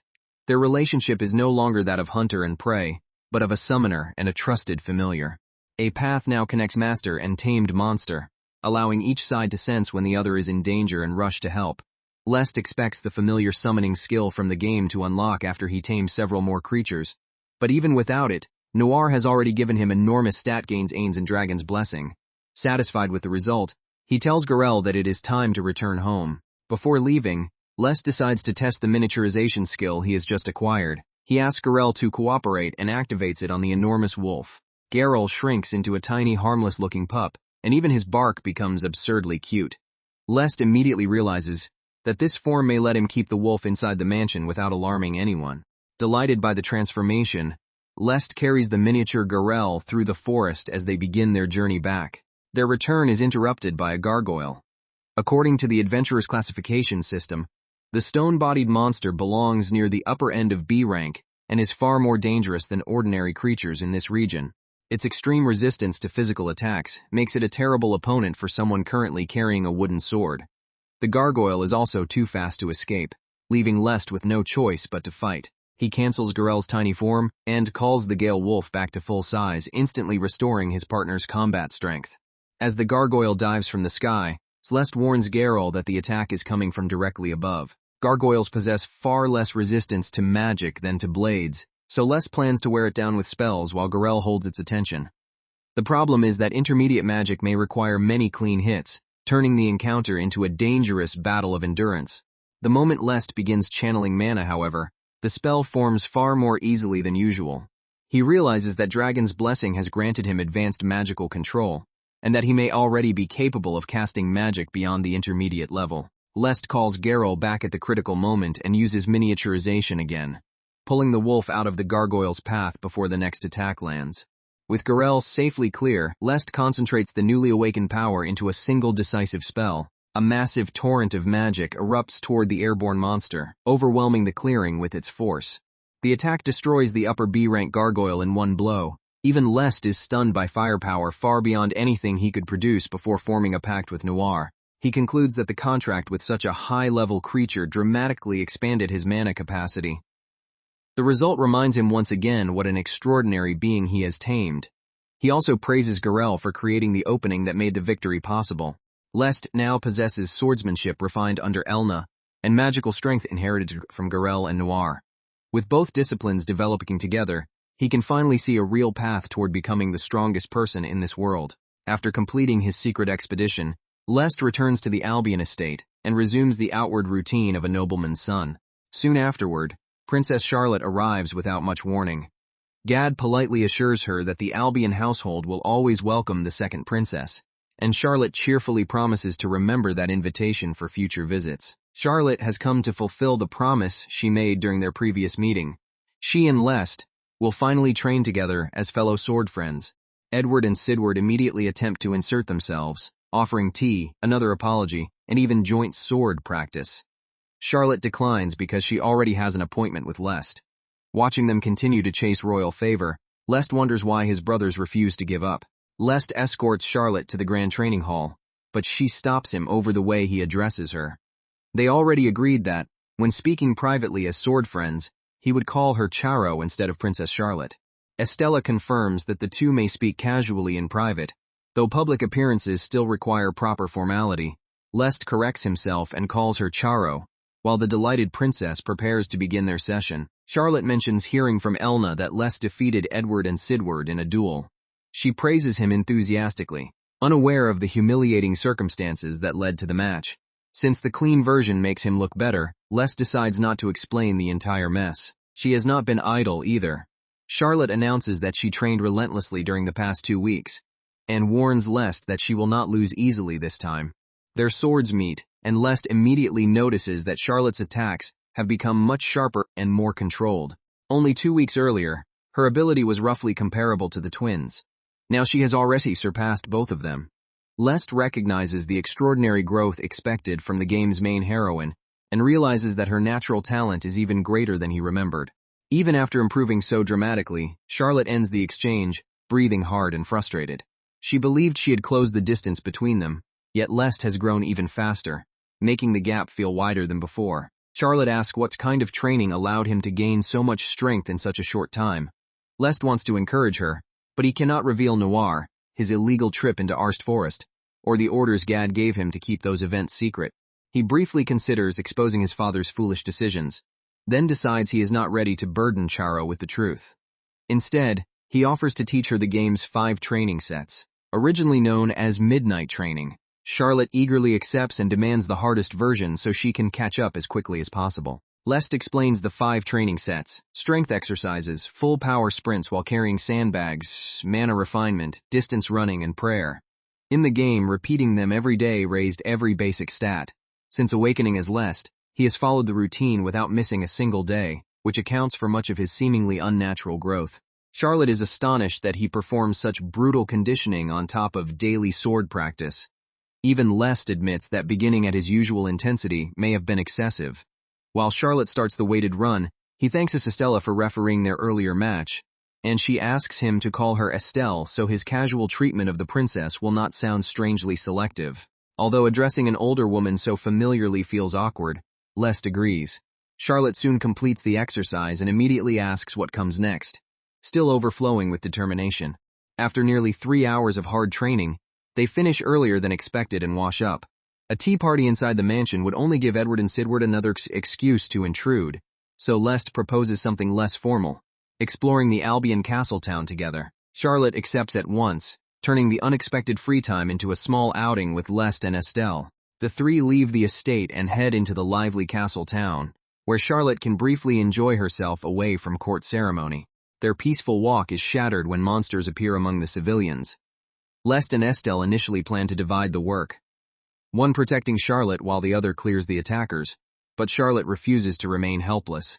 With so many enemies, she argues that all 3 will be safer fighting together. Lest reorganizes the group, pairing himself with Charlotte while Estelle handles another direction.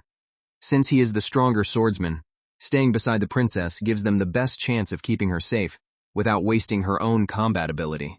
The young fighters rapidly cut through the first wave. Townspeople recognize Lest and cheer with relief, though some are uneasy about trusting children in such a dangerous situation. Once their side is clear, Lest moves to regroup with Estelle. A fanged tiger slips behind Charlotte.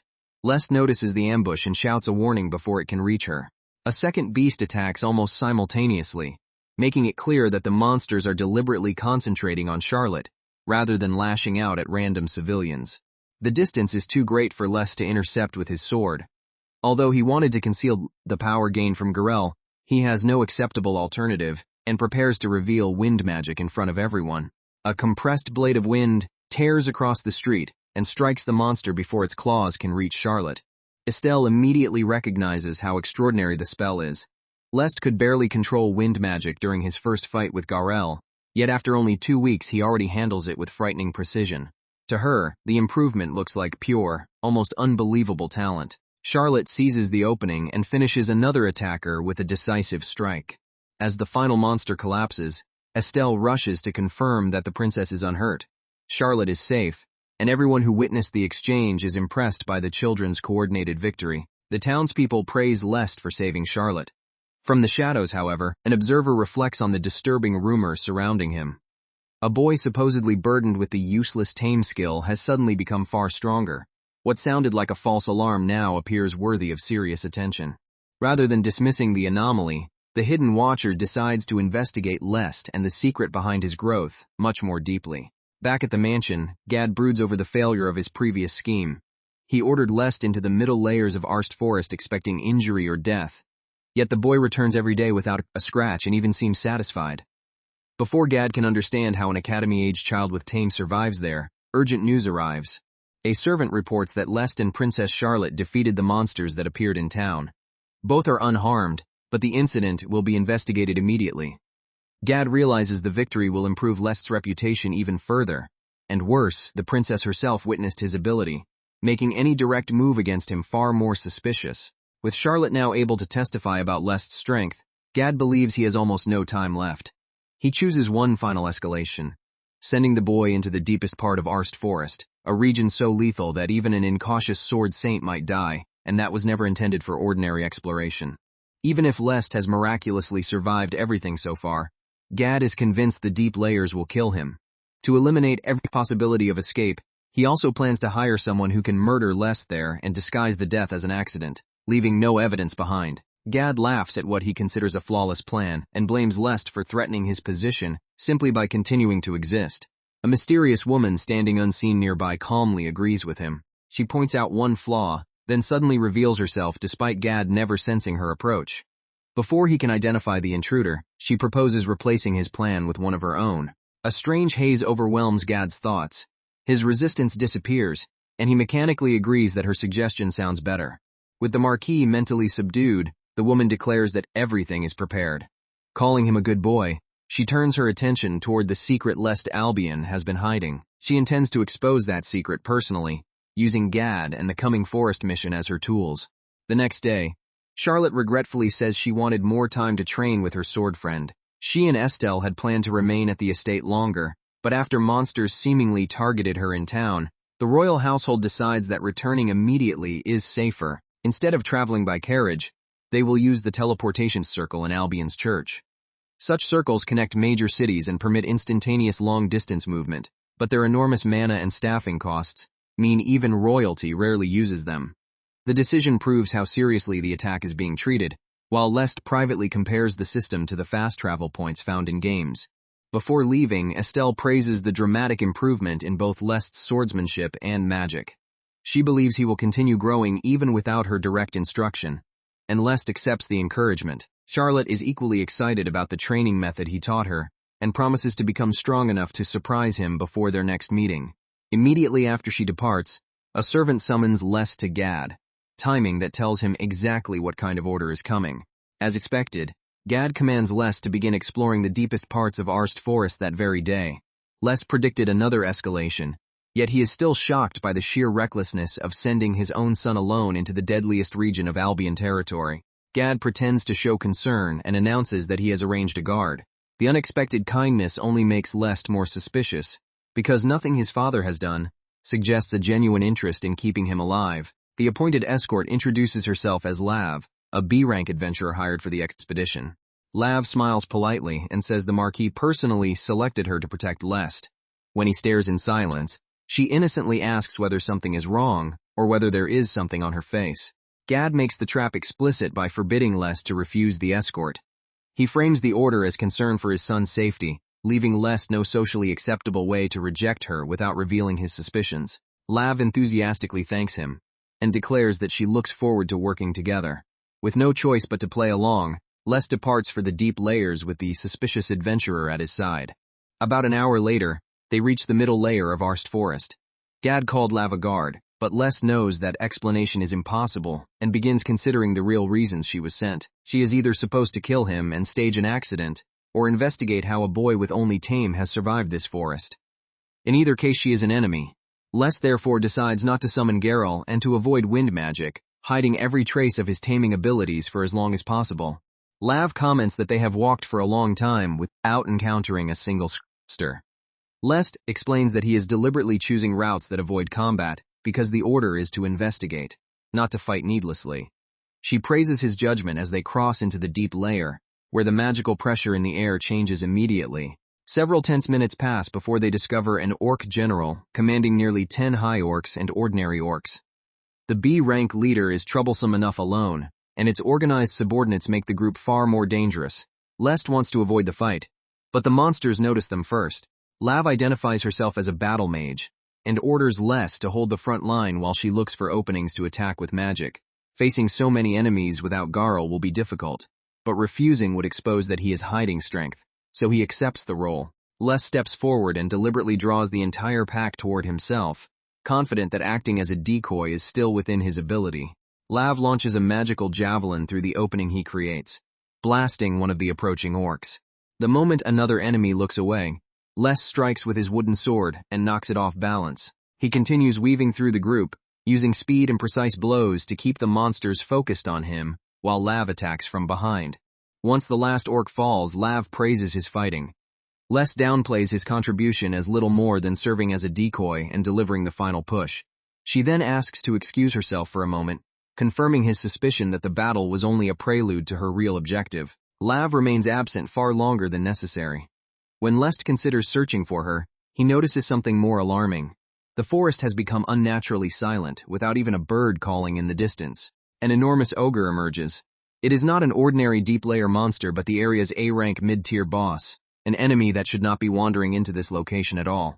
The black ogre stands at the top of Arst Forest's known ecosystem, and game knowledge says bosses normally remain inside designated territories.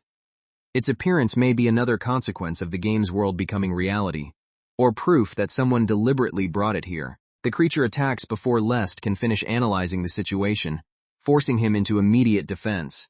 Its strength appears unchanged from the original game. The strongest enemy Lest has defeated so far was an upper B-rank gargoyle, and although the numerical difference seems small, the jump into A-rank is enormous. Above lower A-rank, difficulty rises far more sharply than the labels suggest. A single rank can create a nearly hopeless gap. Unlike gargoyles, whose physical resistance was balanced by weak magical defense, ogres combine overwhelming offense, durability, and resistance without offering an obvious weakness. There is no trick that will let him bypass the fight. He must overpower it head-on. Les knows that even defeating a lower A-rank monster would be difficult with his visible strength, and the approaching ogre is stronger than that. Normally, preserving the secret of Tame would be his highest priority. With death only seconds away, however, concealment is no longer worth anything. Lest summons his power and decides to end the battle in a single coordinated assault before the ogre can build momentum. Garel surges into the fight while Lest reinforces his body and weapon, finally using the abilities he had hidden from Lav. Their first clash proves just how durable the ogre is. Even a properly prepared strike barely slows it, exactly as Lest feared. The monster answers with crushing force, driving Lest and Garel into a desperate exchange. Refusing to retreat, Lest looks for the narrow opening needed to combine his swordsmanship, wind magic, and his familiar speed against the vastly stronger foe. The ogre's greatest weapon is not merely muscle but constant physical enhancement. Enormous quantities of mana circulate through its body, reinforcing every part of it so thoroughly that neither ordinary blades nor casual spells can inflict meaningful damage. Lest launches another reinforced attack, testing whether a more concentrated strike can break through that magical armor. The blow lands with enough force to stagger the giant and tear open its defense. The damage confirms Lest's theory. A sufficiently focused attack can penetrate the ogre's reinforcement. Enraged by the only opponent capable of hurting it, the ogre fixes all of its attention on Lest. That response is exactly what Lest expected. Because Garel's earlier attacks could not injure it, the ogre dismissed the wolf as irrelevant and now concentrates solely on the human swordsman. Lest warns the creature not to underestimate his partner. Garel circles behind the distracted ogre and gathers wind around his body. The Gale Wolf accelerates and drives a newly empowered strike into the monster's exposed side. The ogre never imagined that Garel could use wind coating as well. The same technique that strengthens Lest's blade now turns the wolf's claws and fangs into weapons capable of piercing its defense. Lest only taught Garel recently, so the wolf's activation and precision remain inferior to his own. Even so, the result is lethal enough that the ogre can no longer ignore him. Forced to react to attacks from two directions, the giant loses the simple advantage it held moments earlier. Lest praises Garel.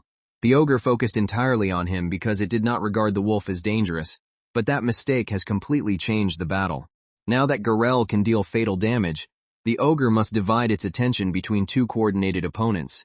Its effective combat ability falls dramatically as every commitment creates an opening for the other attacker. Lest challenges the monster to prove which side is truly stronger. He and Garel charge together, ready to settle the contest with one final combination. Both wrap themselves in wind coating and accelerate at once. Their synchronized assault tears through the ogre's reinforced body from opposite sides. The massive creature reels as the combined force overwhelms its remaining defense. With a final crash, the area's A-rank boss collapses and the deadly silence of the deep forest returns. A system notification announces that Tame has leveled up, and Lest's capacity has increased. Garel also reaches the required growth threshold, and Lest celebrates the victory with his loyal companion. The upgrade arrives sooner than expected, raising the maximum number of tamed creatures to 3. Lest had planned to grind in the deep layer until that happened, but the ogre battle accomplished the goal immediately. Since there are no other monsters in Arst Forest that he specifically wants, he must reconsider where to search for his third familiar. Garel was a fortunate encounter rather than a target from the original game, though Lest is completely satisfied with him. Noir was one of several creatures he always intended to recruit. The defeated ogre would also have been valuable, but because Lest killed it instead of taming it, and because capacity remains limited, he cannot simply collect every strong monster he meets. The creatures he truly wants live far beyond Albion territory, well outside Daytrip range. Asking Gad for permission or honestly explaining why he needs to travel would be almost impossible. As Lest searches for another solution, Garel alerts him to someone approaching. Lav returns, feigning alarm at the earthquake-like noise of the battle and asking whether Lest is safe. Then she sees the dead ogre and cannot hide her shock. She demands to know whether he defeated an A-rank mid-tier monster alone. Lest lies that the ogre was already near death and collapsed after a single finishing blow. The fang and claw marks left by Garel conveniently support his story. Lav accepts the evidence as proof that another powerful monster must have nearly killed the ogre. That discovery alone is enough to satisfy the investigation, so she suggests returning. Before they leave, however, she stops Lest with one final request. She offers him a fatigue recovery potion, claiming it would be safer to restore his strength before the journey home. Lest takes the bottle while watching her carefully. The moment he drinks, Lav bursts into laughter. She reveals that the potion contained paralysis poison and mocks him for trusting a stranger so easily.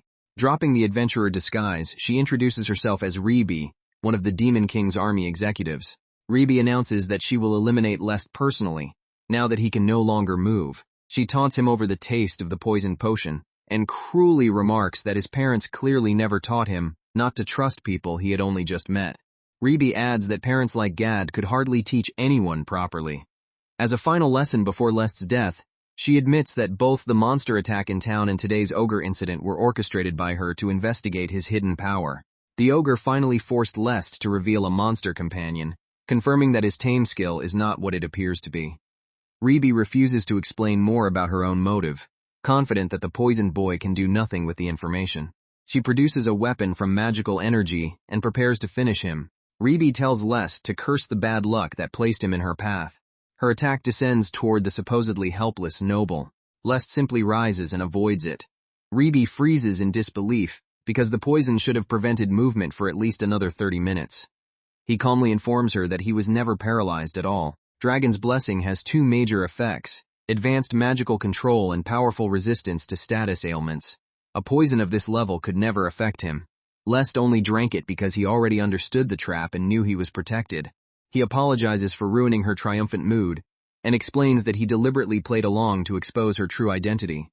Rebe refuses to believe a mere human saw through her perfect plan and angrily demands a full explanation, so Lest begins with events from 1,000 years ago. In the ancient war between humans and demons, the Demon King initially dominated until a hero and a divine dragon rose to defeat him.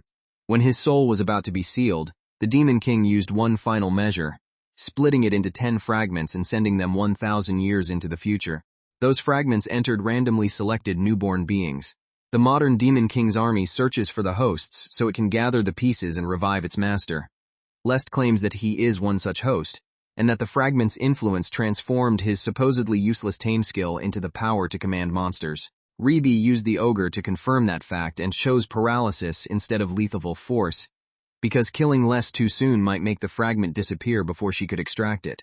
He lays out every part of her objective, as though he had read her orders himself. To deepen the humiliation, Lest notes that Rebe ranks near the bottom among the demon army's executives. Rebe stammers in shock and demands to know how he possesses information that should be impossible for him to learn. Lest offers no useful answer. The truth is simple. Rebe was a memorable enemy in the game. The moment she appeared under a different name, Lest recognized her and had to suppress the urge to ask why an infamous boss was pretending to be his escort. In the original story, Rebe stole the soul fragment from the villainous Lest, absorbed it herself, and challenged the protagonists. The stolzer temporarily elevated her to approximately S rank, but her body could not withstand the fragment. She eventually exploded and died, literally blown to pieces by the power she thought she had mastered. Her absurd failure, nevertheless, helped the heroes. She defeated the original villain, removed his fragment, and then destroyed that fragment along with herself. weakening the Demon King who would later be revived. Fans loved the contrast between her dramatic personality and pathetic ending, giving her the nickname Smithereens-chan.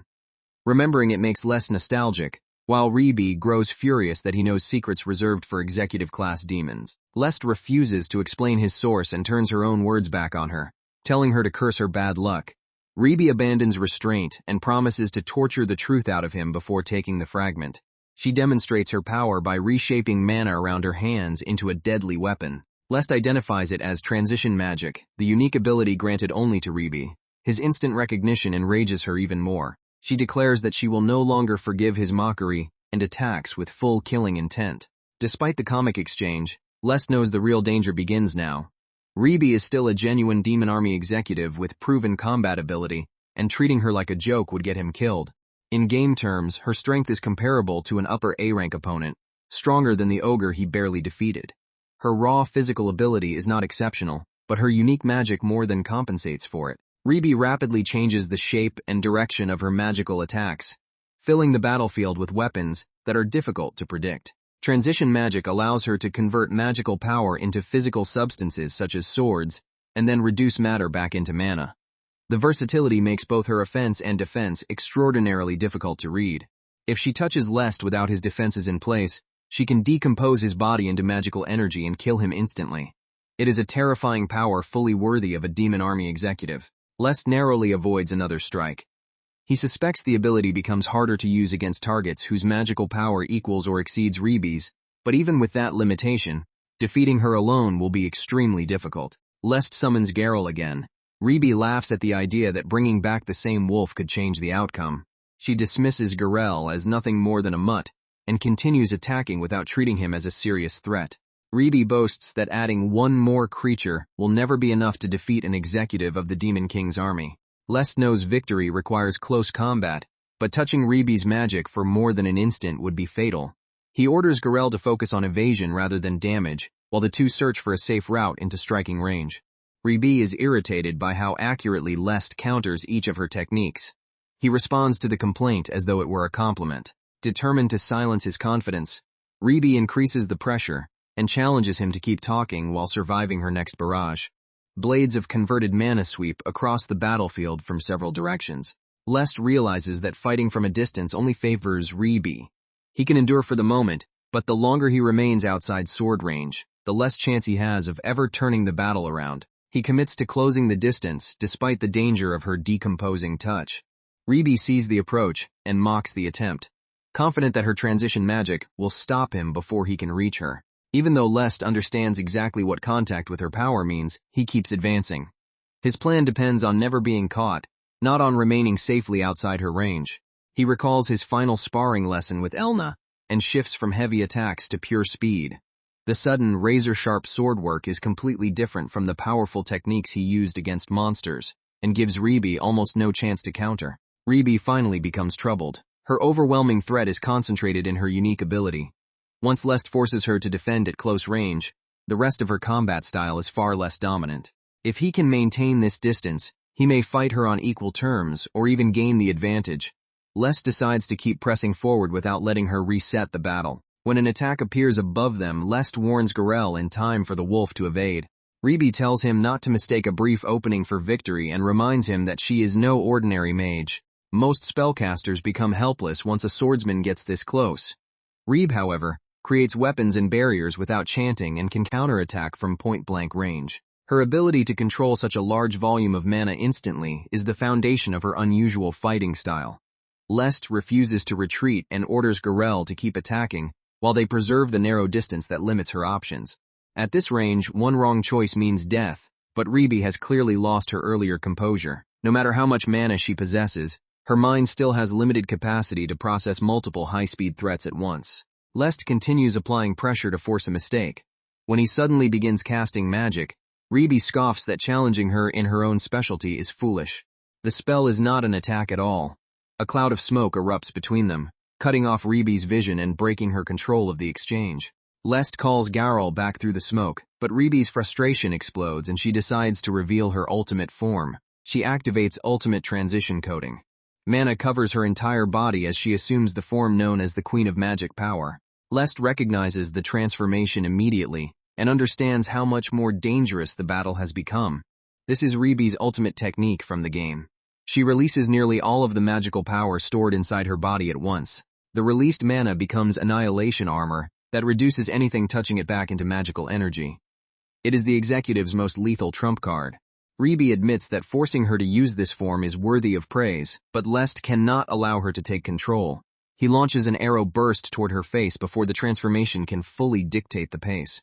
Ribi casually complains about a man attacking a lady's face, while the spell disappears against her armor without leaving a mark. In the game, Queen of Magic Power was effectively invincible against ordinary magic. Even the protagonists could not damage her, and now a moment of contact would kill either Lest or Garel. Her original self-destruction only occurred because the Demon King's fragment increased the output beyond what her body could control. The present Ribe has not absorbed that fragment, so she is unlikely to explode on her own. However, the form continuously drains her mana and stamina, and without the fragment's boost its output must be lower than in the original story. That means some method of breaking through should still exist. Lest wraps wind around his legs, combines it with body enhancement and levitation, and accelerates into high-speed movement. Against Ribi's heavily armored form, speed is the one clear advantage he retains. Ribi is surprised, but claims that such speed will not be enough to escape her. Whips of annihilation energy extend from her armor. Each one carries the same decomposing effect as touching Rib directly, so being caught even once means instant death. Their sheer number is troublesome, but each whip contains far less mana than the armor itself. Lest counters by reinforcing his blade with wind coating and cutting through the weaker extensions. His wind output proves stronger, allowing him to deflect the attack. Ribi admits that the result is unexpected, then warns that a temporary miracle will not save him forever. More whips flood the area, forcing Lest and Garel into a frantic pattern of leaps and evasive turns. They continue moving through the storm, without allowing any strand to touch them. Lest tells Garel to endure. For now, survival matters more than counterattacking, because every second Ribi maintains the form brings her closer to exhaustion. Queen of Magic Power damages its own user through extreme mana consumption. Lest's strategy is therefore simple but brutal. Survive until the technique begins destroying Ribi's ability to continue. As predicted, her stamina and mana steadily decline. The danger is that Ribi can keep firing, while Lest and Garel cannot afford a single mistake, so it is unclear which side will collapse first. Unable to counterattack, the pair appear to be doing nothing but running in confusion, exactly the impression Lest wants Ribi to form. Ribi calls him pitiful and orders him to surrender. Both sides breathe heavily as the prolonged chase finally begins to show its cost. Ribi says holding back enough to avoid killing the fragment's host was troublesome, but Lest now seems completely spent. Lest points out that she is exhausted too, yet she insists her remaining power is more than sufficient to finish two battered opponents. She boasts that their desperate effort to outlast her was meaningless, and that the difference between them was insurmountable from the moment the battle began. Lest quietly evaluates the field. He and Garel are nearly out of strength, but Ribi has only a few major attacks left. The exact conditions he needed are finally in place. He asks one final question and reminds her that he deliberately followed the trap despite seeing through it from the start. Amused by what she believes is his defeat, Ribi agrees to listen. Ribi admits his earlier claim now seems credible but asks what it changes. Lest explains that playing along was simply more convenient. He could have launched a surprise attack as soon as he recognized her, but that would not guarantee a kill. If Ribi realized she was disadvantaged, she could enter Queen of Magic Power and flee. Instead, Lest allowed her to believe she controlled the situation and lured her deep into territory chosen by him. Ribi assumes he means familiarity with the forest, but Lest says she has overlooked something far more important. He asks how he resisted the poison in the first place, and rejects her suggestion that it was luck. The answer, Lest says, is a blessing. Something the Demon King's army should understand better than most. He refers to the protection granted by a being whose power even demons recognize and fear. That being is the true strongest ruler of Arst Forest. Ribi realizes what he means and insists it is impossible. Only one creature in the region could grant a blessing advanced enough to neutralize her poison.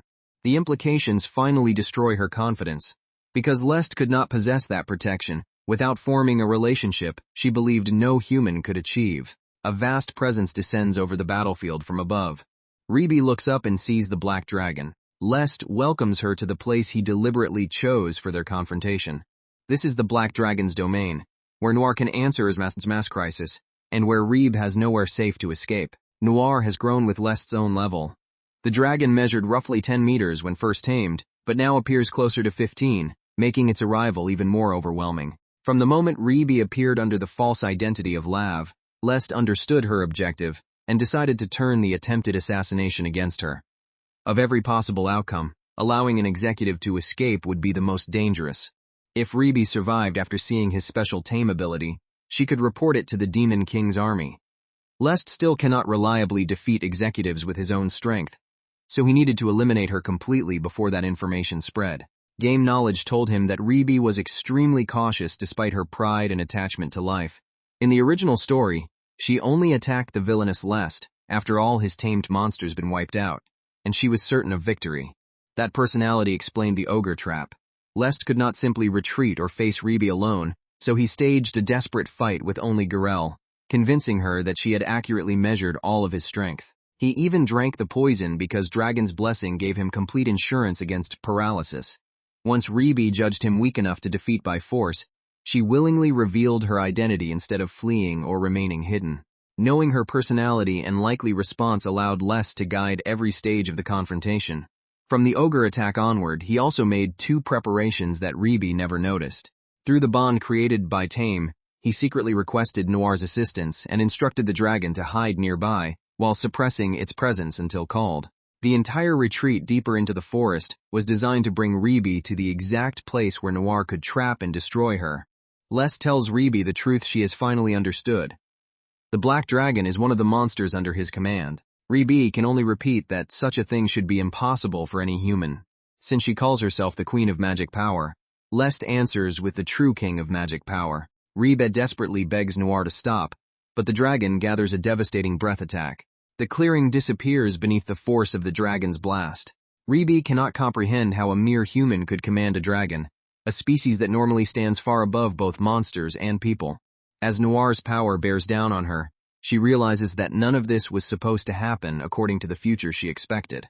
The breath collides with the annihilation armor and engulfs Reeb in an enormous explosion. The executive struggles to remain standing as the magical storm tears apart the surrounding forest. Reeb admits that Noir's power is worthy of the King of Magic Power. Her armor reduces part of the breath into mana, but the effort consumes nearly everything she has left. She can no longer fight Lest, Garel, and Noir together. As expected, Reeb attempts to flee. Lest has already prepared for that reaction and gives both familiars the signal to move. Garel and Noir cut off her escape routes from opposite sides. Reeb lashes out in frustration and insists that, if she can only endure, Lest still has no method capable of defeating her annihilation armor. Lest tells her she will fall here. Reeb mocks the claim because none of his previous attacks could penetrate her current form. He no longer relies on the delicate wind slash technique. Instead, he layers compressed mana and wind around his sword again and again, abandoning unnecessary defensive balance for pure destructive density.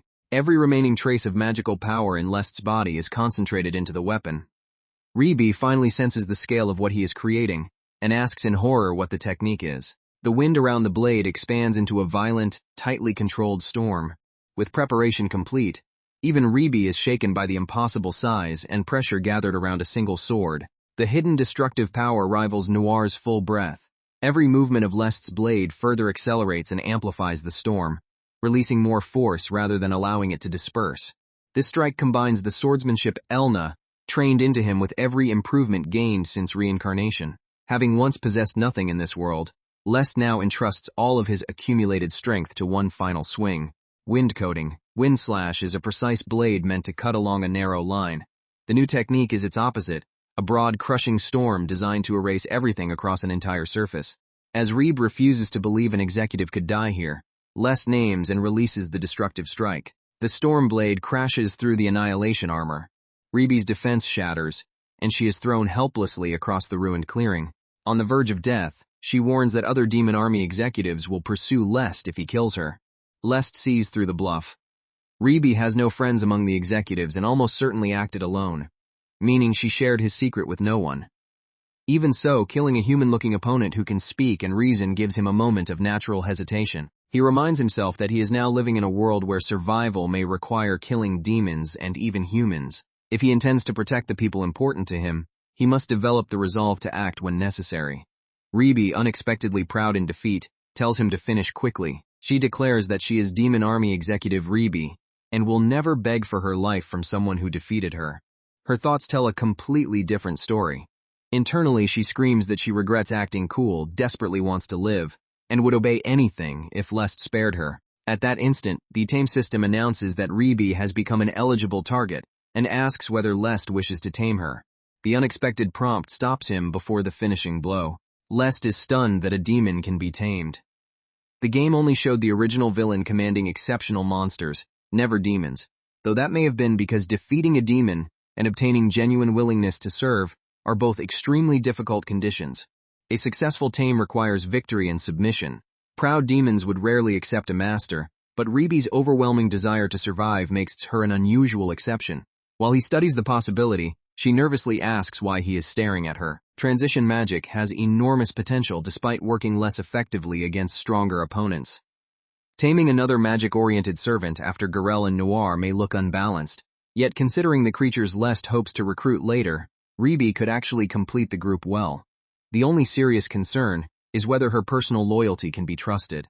Lest offers her a choice. He refuses to keep anyone who might betray him, but depending on her answer, he may spare her life. Ribi initially rejects the idea of accepting a proposal from an enemy, then immediately changes course and announces that she is generous enough to hear him out.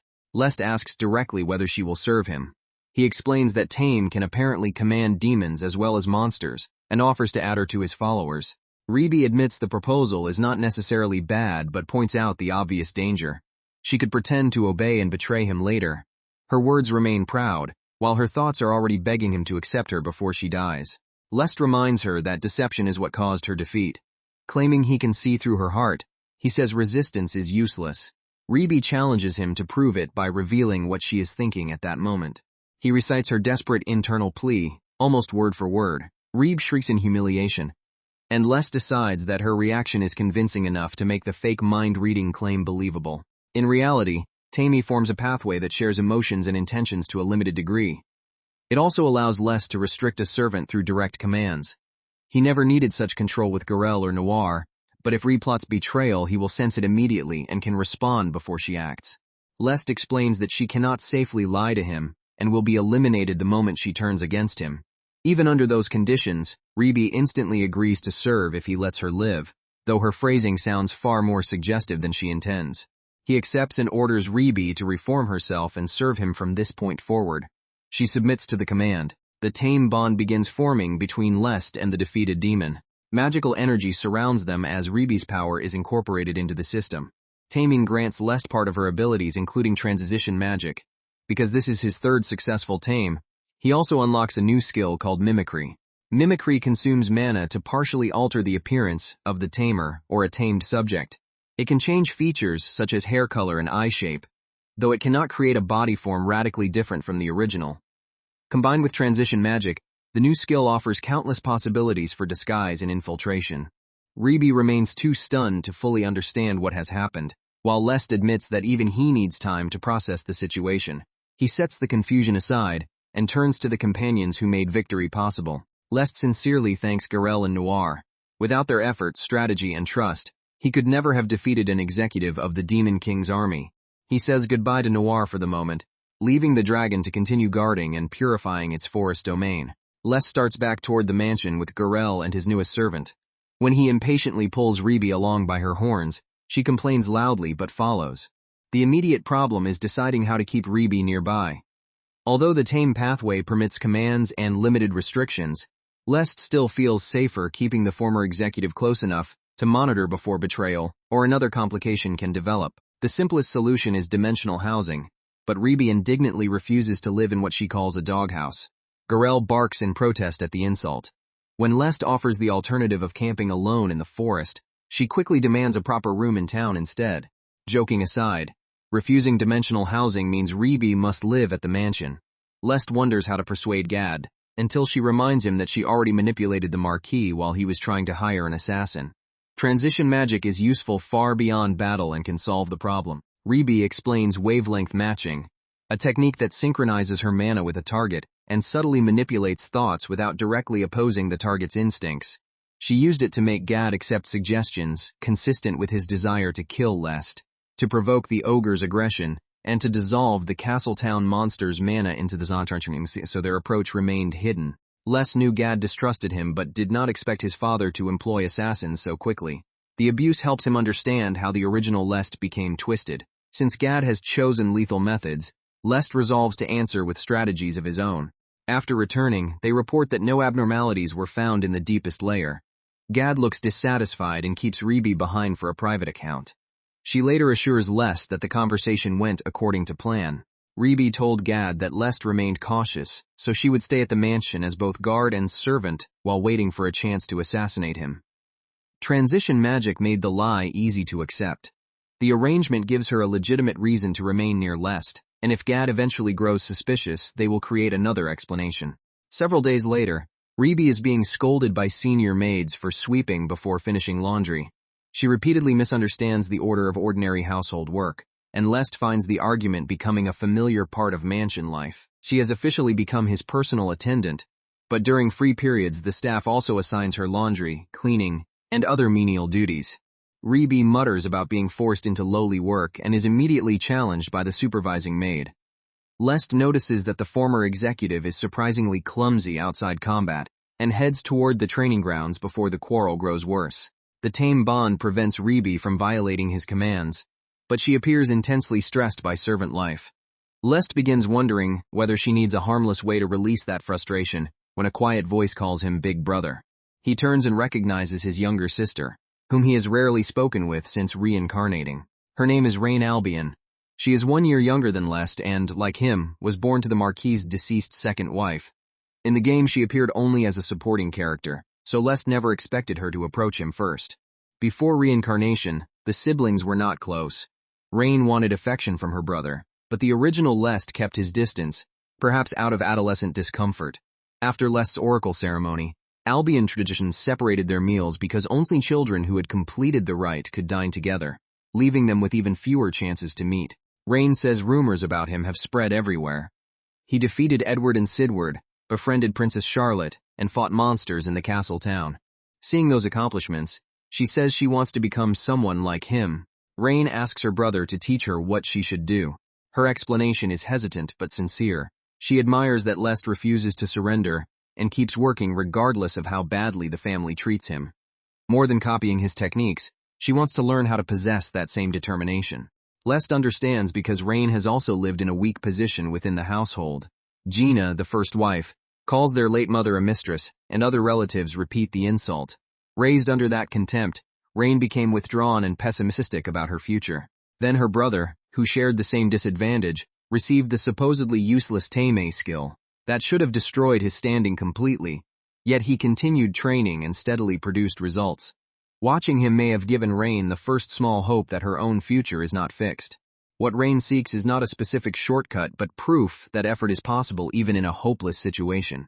Lest cannot reveal reincarnation or the true nature of Tame, so he chooses a practical answer instead. He tells her that when the mind is discouraged, the first step is to revive the body through training. They will begin with strength exercises. Rain completes her warm-up and eagerly copies every movement Lest demonstrates. Watching her reminds Lest of the scene that defined the original character as a villainous noble. He was not merely an obstacle to the protagonists. He committed a far greater sin. That sin was the massacre of his own family. Midway through the original story, Lest went berserk and killed every Albion relative with his own hands except Rain. The reason he spared only her was never explained. Perhaps it was because they shared the same mother, or perhaps it involved Rain's future skill. Sword God, the highest sword talent, superior even to the sword saint ability possessed by Gad and the eldest son. After Lest's death, a single event showed Rain cutting down powerful monsters despite being younger than the protagonists. Her talent was so overwhelming that it functioned like a cheat, though the story limited her active role to keep that power from dominating the plot. Rain's behavior changed after witnessing her brother's downfall, but even someone with Lest's game knowledge never learned the full meaning behind their relationship. Her oracle ceremony is still months away, and once she receives Sword God, proper preparation could let her grow at an extraordinary rate. Helping Rain become strong does not conflict with Lest's goals.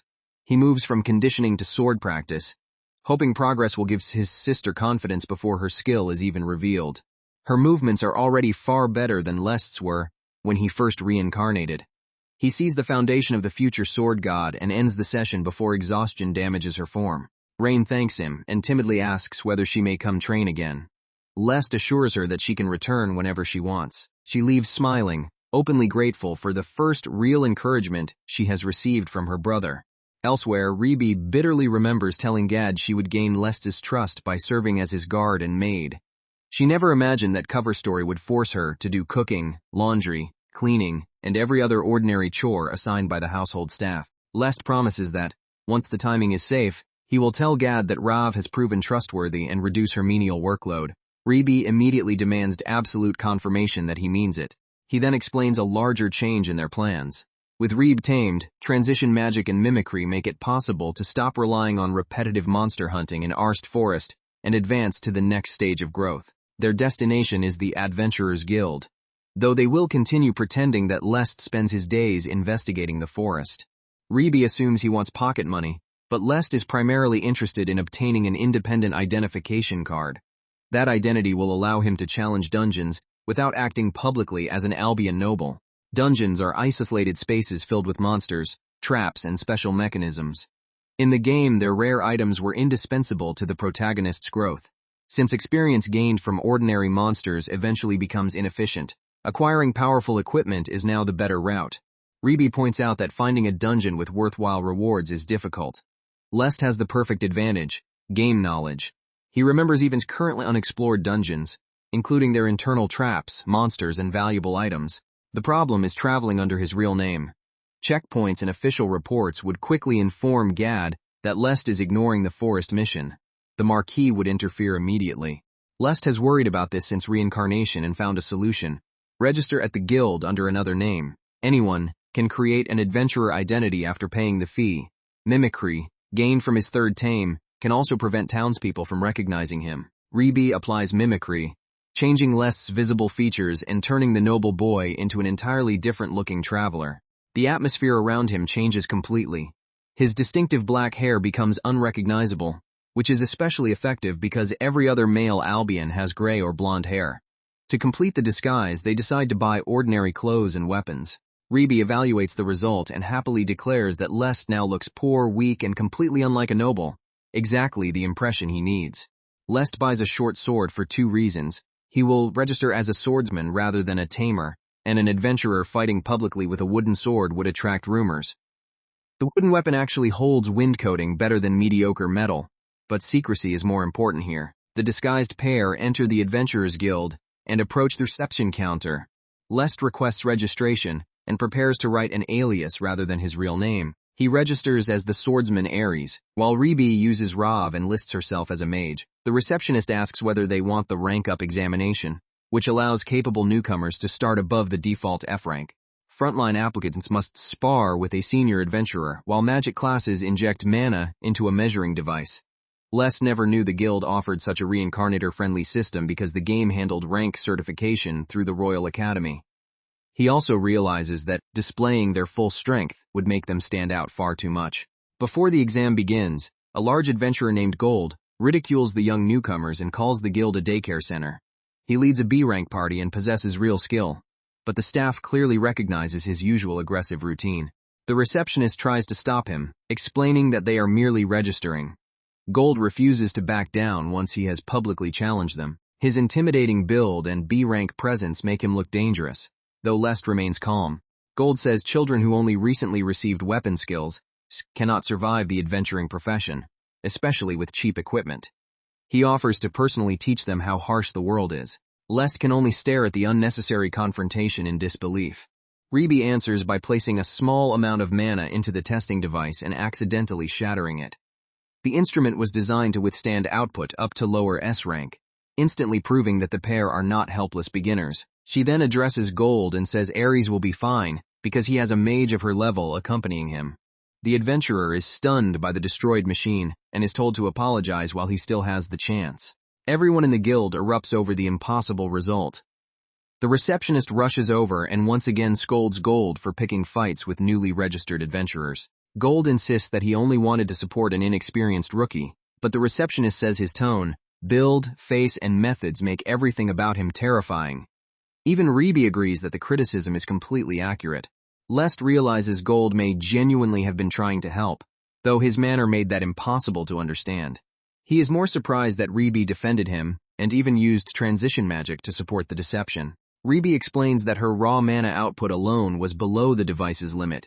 She broke it by adding transition magic's annihilation effect. She claims she only intervened because insulting her master makes her look weak as well, though the Tame bond reveals genuine irritation on his behalf. Les teases her for being more troublesome than Gold. The receptionist is far less amused because Reby destroyed expensive guild equipment. Gold returns to apologize and properly introduces himself as Gold the Great Sword, a B-rank adventurer based at this branch. He presents the members of his B-rank party, Steel Fangs, and learns that the newcomers are Ares the Swordsman and Rav the Mage.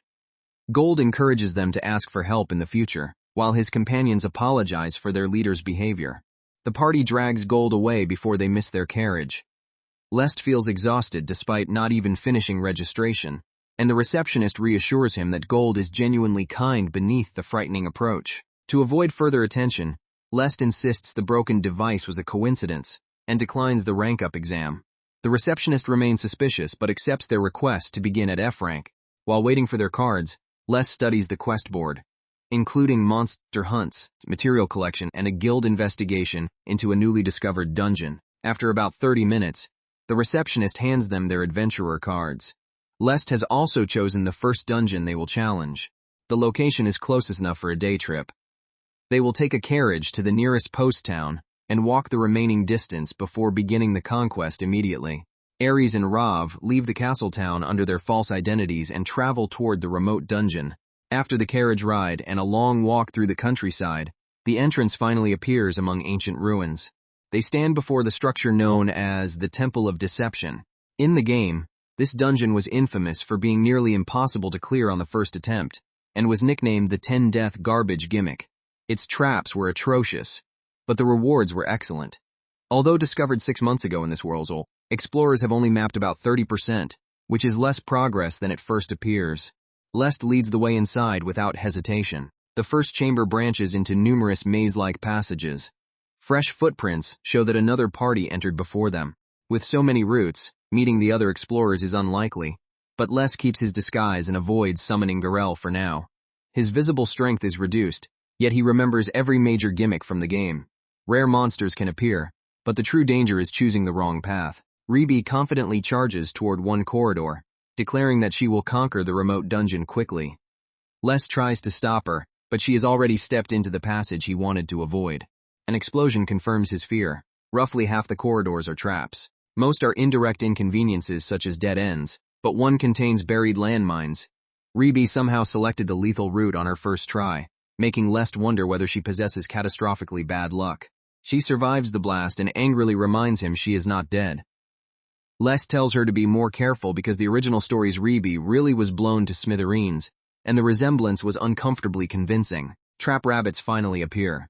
Each is a lower B-rank monster, which seems disappointing compared with the enemies Lest and Reby have recently fought. Outside a dungeon, either of them could defeat such creatures easily. Inside, however, the environment itself fights alongside the monsters. When hidden nets activate, Lest orders Reby to fall back. The trap is part of the dungeon system, just like the earlier mines. The monsters deliberately use those mechanisms, proving that they understand the dungeon's laws. Raw power could crush them, but efficient conquest requires conserving stamina and mana, rather than wasting overwhelming attacks on every encounter. Lest orders the supposedly backline mage to stand in front and draw the rabbit's attention. Reby protests, but he rushes her into position before she can argue further. The trap rabbits attack through the surrounding mechanisms, while Lest waits for a clean opening. Reby narrowly avoids another hazard and uses transient magic to destroy the attackers, without expending excessive power. The reward is only a low-grade potion. Lest explains that dungeon monsters are generated by the dungeon's mana, and are not truly living creatures, so they dissolve into magical miasma after defeat, and leave items created from nothing. He knew this from the game, but seeing it happen naturally still shocks Reby. Ordinary monster habitats such as Arst Forest are called fields and operate differently. Since they must complete the trip before night, Lest takes the reward and urges her onward. Reby inexplicably triggers trap after trap as they advance, but the pair still reach the dungeon's midpoint. At the Temple of Deception's midpoint, Lest reflects that Ribi has activated almost every mechanism so perfectly that it looks intentional. Her durability is the only reason the expedition continues normally. Fallen executive or not, she remains extraordinarily tough. Lest warns that the real danger begins now. Ribi insists she was never fooling around and complains that his correct route sometimes requires absurd movements, full-speed sprints, sudden backsteps, and sideways turns that look nonsensical without game memories. From here she must copy him exactly. The later passages are more complex and vicious, and even when this dungeon appears over a year later in the original story, only about half of it has been explored. The true Temple of Deception starts beyond this point. Choosing any route other than the correct one can summon an irregular boss. Unlike the fixed boss at the end, irregulars randomly appear once progress exceeds 50% and an explorer enters the wrong path. Their raw physical ability is at most A rank, but Lest warns that their unusual characteristics make them more dangerous than their classification suggests. Ranks mostly measure statistics and physical ability, while skills, traits, and blessings can produce strength far beyond those numbers. This dungeon's irregular has an advantage against their current abilities, and normally requires a specialized weapon hidden within the dungeon. The necessary items appear in random locations that overlap the irregular spawn area, so explorers can encounter the boss before acquiring its weakness. Les considers the risk unacceptable for now, despite the powerful drop reward, and plans to return much later. He emphasizes that they must avoid the irregular at all costs. Reeb waves away the warning and walks ahead toward the normal boss room, once again making Lest question whether she can follow even the simplest safety instruction. They pass the final safe corridor and reach a massive sealed door. Beyond it lies the boss chamber. The doors close behind them as a three-tailed beast rises from the darkness. Its tails unfold like enormous spears, each capable of attacking independently. The creature is Trident Tail, the Temple of Deception's lower A-rank dungeon boss. Once challengers enter, the room seals and escape becomes impossible until one side is defeated. The three spear-like tails thrust across the chamber with explosive speed. Lest reminds Ribi that the attacks are powerful, but follow straight trajectories at maximum velocity. Careful observation makes them avoidable despite the destructive force.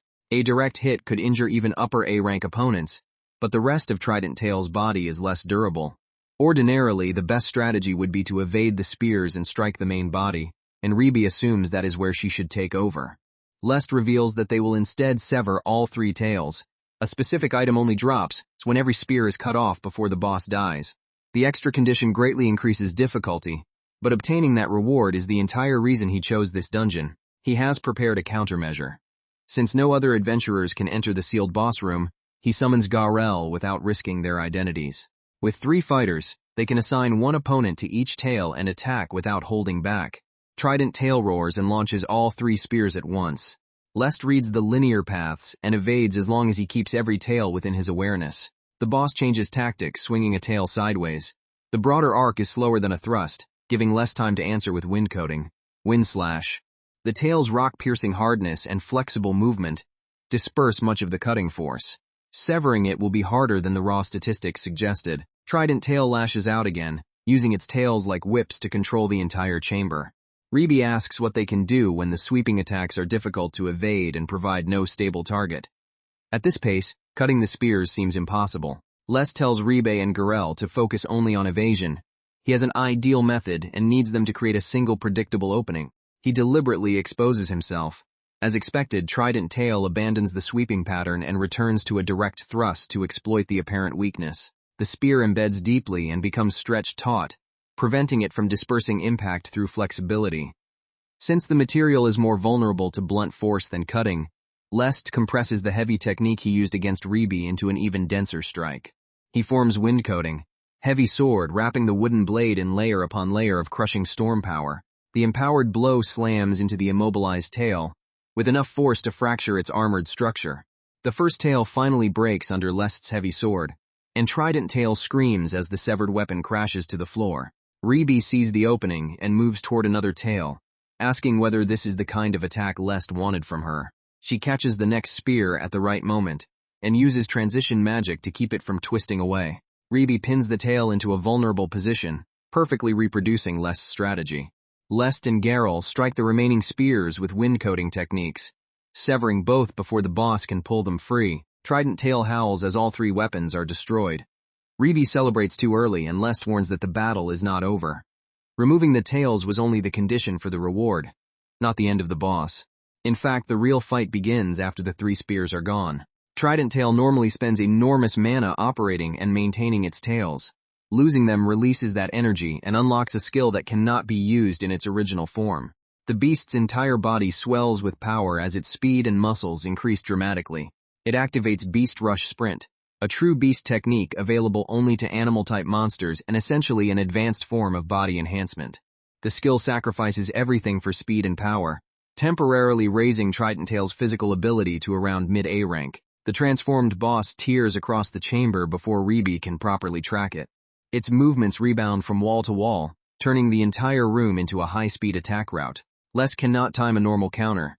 The creature may possess less raw power than an ogre of the same rank, and its use of the whole chamber makes under ordinary circumstances. He stops chasing the blurred movement and instead prepares the one technique designed for a predictable instant. Lest activates mana fill at maximum output, storing power in advance while waiting for the exact attack pattern he remembers from the game. During Beast Rush Sprint, Trident Tail always attacks from its opponent's blind spot. Knowing that rule, Lest deliberately exposes an opening and baits it into striking from behind, where its kicking legs become momentarily fixed. The beast commits to the attack and enters the trap created by Lest's posture. At the same instant, Lest, Reby, and Gorel unleash advanced wind attacks from 3 sides. Their combined magic catches the boss in mid-charge and tears through its unprotected body. The system confirms that Trident Tail has been subdued. Lest praises Gorel first, prompting Reby to complain that she deserves at least 1 word of recognition. With the boss defeated, the only remaining question is whether the special item actually dropped. Repeatable dungeon bosses did not guarantee their rewards in the game. However, Lest has practiced the 5 training sets every day since Reincarnation, raising not only strength and mana but also the hidden luck parameter. Luck improves chance-based skills and item drop rates. Lest has even included daily prayers in preparation for moments like this. Reby offers to pray too, but he feels her participation might lower their luck and asks her not to help. They approach the fading remains, where the actual reward is about to appear. Magical light gathers above the floor as the dungeon converts the defeated boss into loot. The desired item materializes, confirming that Lest's preparation and luck succeeded. It is the Trident Necklace, exclusive equipment for beast-type monsters, that raises strength, stamina, and agility by 20%. In the game, no beast joined the party, so players could only sell it or pay a royal capital blacksmith to remake it for humans. Lest has a far better use. When placed on Gorel, the necklace reshapes itself into a perfectly fitted collar, adjusting both form and size automatically. Reby finally understands why Lest chose this dungeon. The item is nearly useless to ordinary adventurers but ideal for a tamer, and Gorel's physical abilities rise immediately. Grinding experience and daily training are not the only roads to strength. A reincarnator can also exploit original game knowledge to obtain equipment far earlier than intended. With their goal achieved, Lest prepares to leave, while Reby gloomily remembers the traps waiting on the route back. Lest reassures her that activated traps should remain disabled.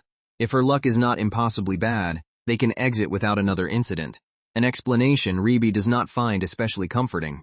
After returning Gorel to dimensional housing, they travel for about 30 minutes and near the midpoint. A distant crash sounds like combat. Lest doubts another adventurer could pass the midpoint so quickly, since even the original story's explorers had only mapped that far when the dungeon first appeared. The safest choice would be to withdraw, and the noise could be monsters fighting each other. Yet, if an event absent from the game is occurring, Lest needs to see it personally rather than relying blindly on old knowledge. A human scream settles the question. This world is no longer a game, and someone is clearly in mortal danger. Lest orders Reby to stop debating and rush toward the sound. They discover Golden Steelfangs facing the exact enemy Lest hoped to avoid. The dungeon's a regular boss. The towering creature is a destruction golem. Its statistics alone justify an upper A-rank designation, and it drove countless players into despair. Its special skill is even worse. A B-rank party has almost no chance, and Lest cannot understand how Gold's group reached this region so quickly. One party member tries to block the golem with a shield. Lest recognizes that defending head-on against this monster is suicide and shouts for him to dodge. The blow smashes through the defense and sends the adventurer flying. Gold blames himself for leading the group into the encounter, as his injured companion struggles to remain conscious. Lest steps between the golem and the party. Ribi is shocked that he intends to fight something he just described as nearly impossible. The destruction golem swings at Lest, forcing him to take the first attack directly. His reinforced defense barely holds. Gold recognizes Ares and demands to know why the rookie is in such a dangerous place. Lest answers that Steel Fangs has left him no choice but to intervene. Ribi attacks with transition magic, but the spell vanishes on contact. She cannot understand why even her annihilation effect has no influence. Destruction golems possess complete immunity to magical damage and high-tier physical resistance that halves ordinary blows. Windslash, Storm Sword, and Queen of Magic Power are all fundamentally magical and therefore useless. Simply causing damage is already an extraordinary challenge. Even those resistances are only the beginning. Lest knows the golem's real threat is its unique trait. The boss counters with another crushing strike, forcing Lest to sacrifice distance and equipment to survive. He cannot fully evade the attack and is caught by the edge of its destructive force. Levitation lets him jump backward and reduce the damage, but the impact still tears through his protection. The hit cancels mimicry because the disguise is a mana membrane coating his body and is erased by the golem's magic immunity. Gold and the others see Lest's true appearance beneath the false identity. Lest warns that this is still only a warm-up. Complete magic resistance is not the golem's unique ability. Whenever a weapon touches its body, there is a chance the weapon will be destroyed. The effect applies both when attacking and defending, turning every exchange into a gamble and making the boss the embodiment of a hateful game gimmick. Players typically carried many powerful weapons and tried to finish the battle quickly. Even with high-end gear and repeated save-and-load attempts, some broke more than 10 weapons before winning, producing endless complaints that the developers dismissed with unhelpful advice. Avoiding all weapon destruction required an enormous number of attempts, which makes the Temple of Deception notorious as a first-timer killing trash gimmick. Even remembering the experience makes Lest angry. His purchased short sword has already been destroyed, leaving only the wooden sword. In a game, the correct choice would be retreat. But this is reality, and there is no guarantee the encounter will obey a disabled escape command. Unlike the sealed Trident tail chamber, the corridor behind them remains physically open. Lest realizes retreat may be possible, and orders Ribi to take Gold and his party toward the entrance. He stays behind to buy the time they need, declaring that the real fight starts now. Before anyone can move, the golem reacts as though it understood the plan. It shifts position and blocks the only escape route, recreating the game's no-retreat condition through its own intelligence. Lest bitterly notes that this is one piece of original game accuracy he never wanted. Clearing the rubble would take too long, and although Ribi could create another route, the injured Steelfangs members cannot survive the delay. Their only remaining option is to defeat the destruction golem here. Lest wishes he had time to prepare, but the battle will not wait. He resolves to accomplish what players considered almost impossible. Clear the irregular boss on the first attempt. Magic is nullified, physical damage is halved, and any weapon may break on contact. If his last wooden sword is destroyed, he will have no conventional method left to reverse the battle. This opponent is too strong for secrecy. Lest abandons the idea of hiding his Tame ability from Gold's party and summons Garel. The Gale Wolf materializes and immediately intercepts the golem's next attack. As Lest hoped, weapon destruction only targets equipment. Garel's claws and fangs are natural parts of his body, and therefore cannot be erased as weapons. The Trident necklace is also classified as an accessory, so its 20% boost remains active. This enables a strategy impossible in the game. Confronting the golem with a monster whose naturally high physical ability requires no destructible equipment. Lest tells Garel that he is the key to the battle. Gold and the others can only stare as a monster appears from nowhere and begins fighting on the young swordsman's side. Garel maneuvers well, but even with the necklace his solo ability is only around lower to mid A rank. Defeating an upper A rank boss alone is impossible. Lest must support him, yet losing the wooden sword would leave him without another attack method. Then he remembers the power gained by taming Ribi, transition magic. The spell can freely reshape mana. Instead of relying on one lasting weapon, Lest can create temporary swords, strike and discard them before weapon destruction matters. He forms the first mana blade and attacks through an opening created by Garel. The strike deals physical damage normally, because the transformed weapon has become actual matter rather than an active magic attack. Lest continues replacing every sword that breaks, turning the boss's hateful trait into a manageable resource problem. His current transition magic proficiency cannot generate blades quickly enough for sustained combat.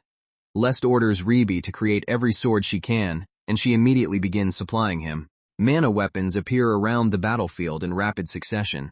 Ribi reads his intentions through their Tame bond, and delivers each sword directly into his moving hands. Her executive-level control solves both the weapon shortage and the timing problem, allowing Lest to attack without pausing. Blade after blade shatters against the golem, but every sacrifice carries another portion of damage through its resistance. Lest maintains the rhythm, discarding broken weapons and accepting replacements while Garel keeps the boss occupied. He reinforces his body to withstand the increasing speed and strain of the exchange. With sufficient firepower and an endless temporary arsenal, the preparations are complete. Lest declares that he will fight with 100 blades if necessary, and continue until the golem collapses. Gold's party is speechless at the sight of a human, a demon-like mage, and a monster coordinating as one team.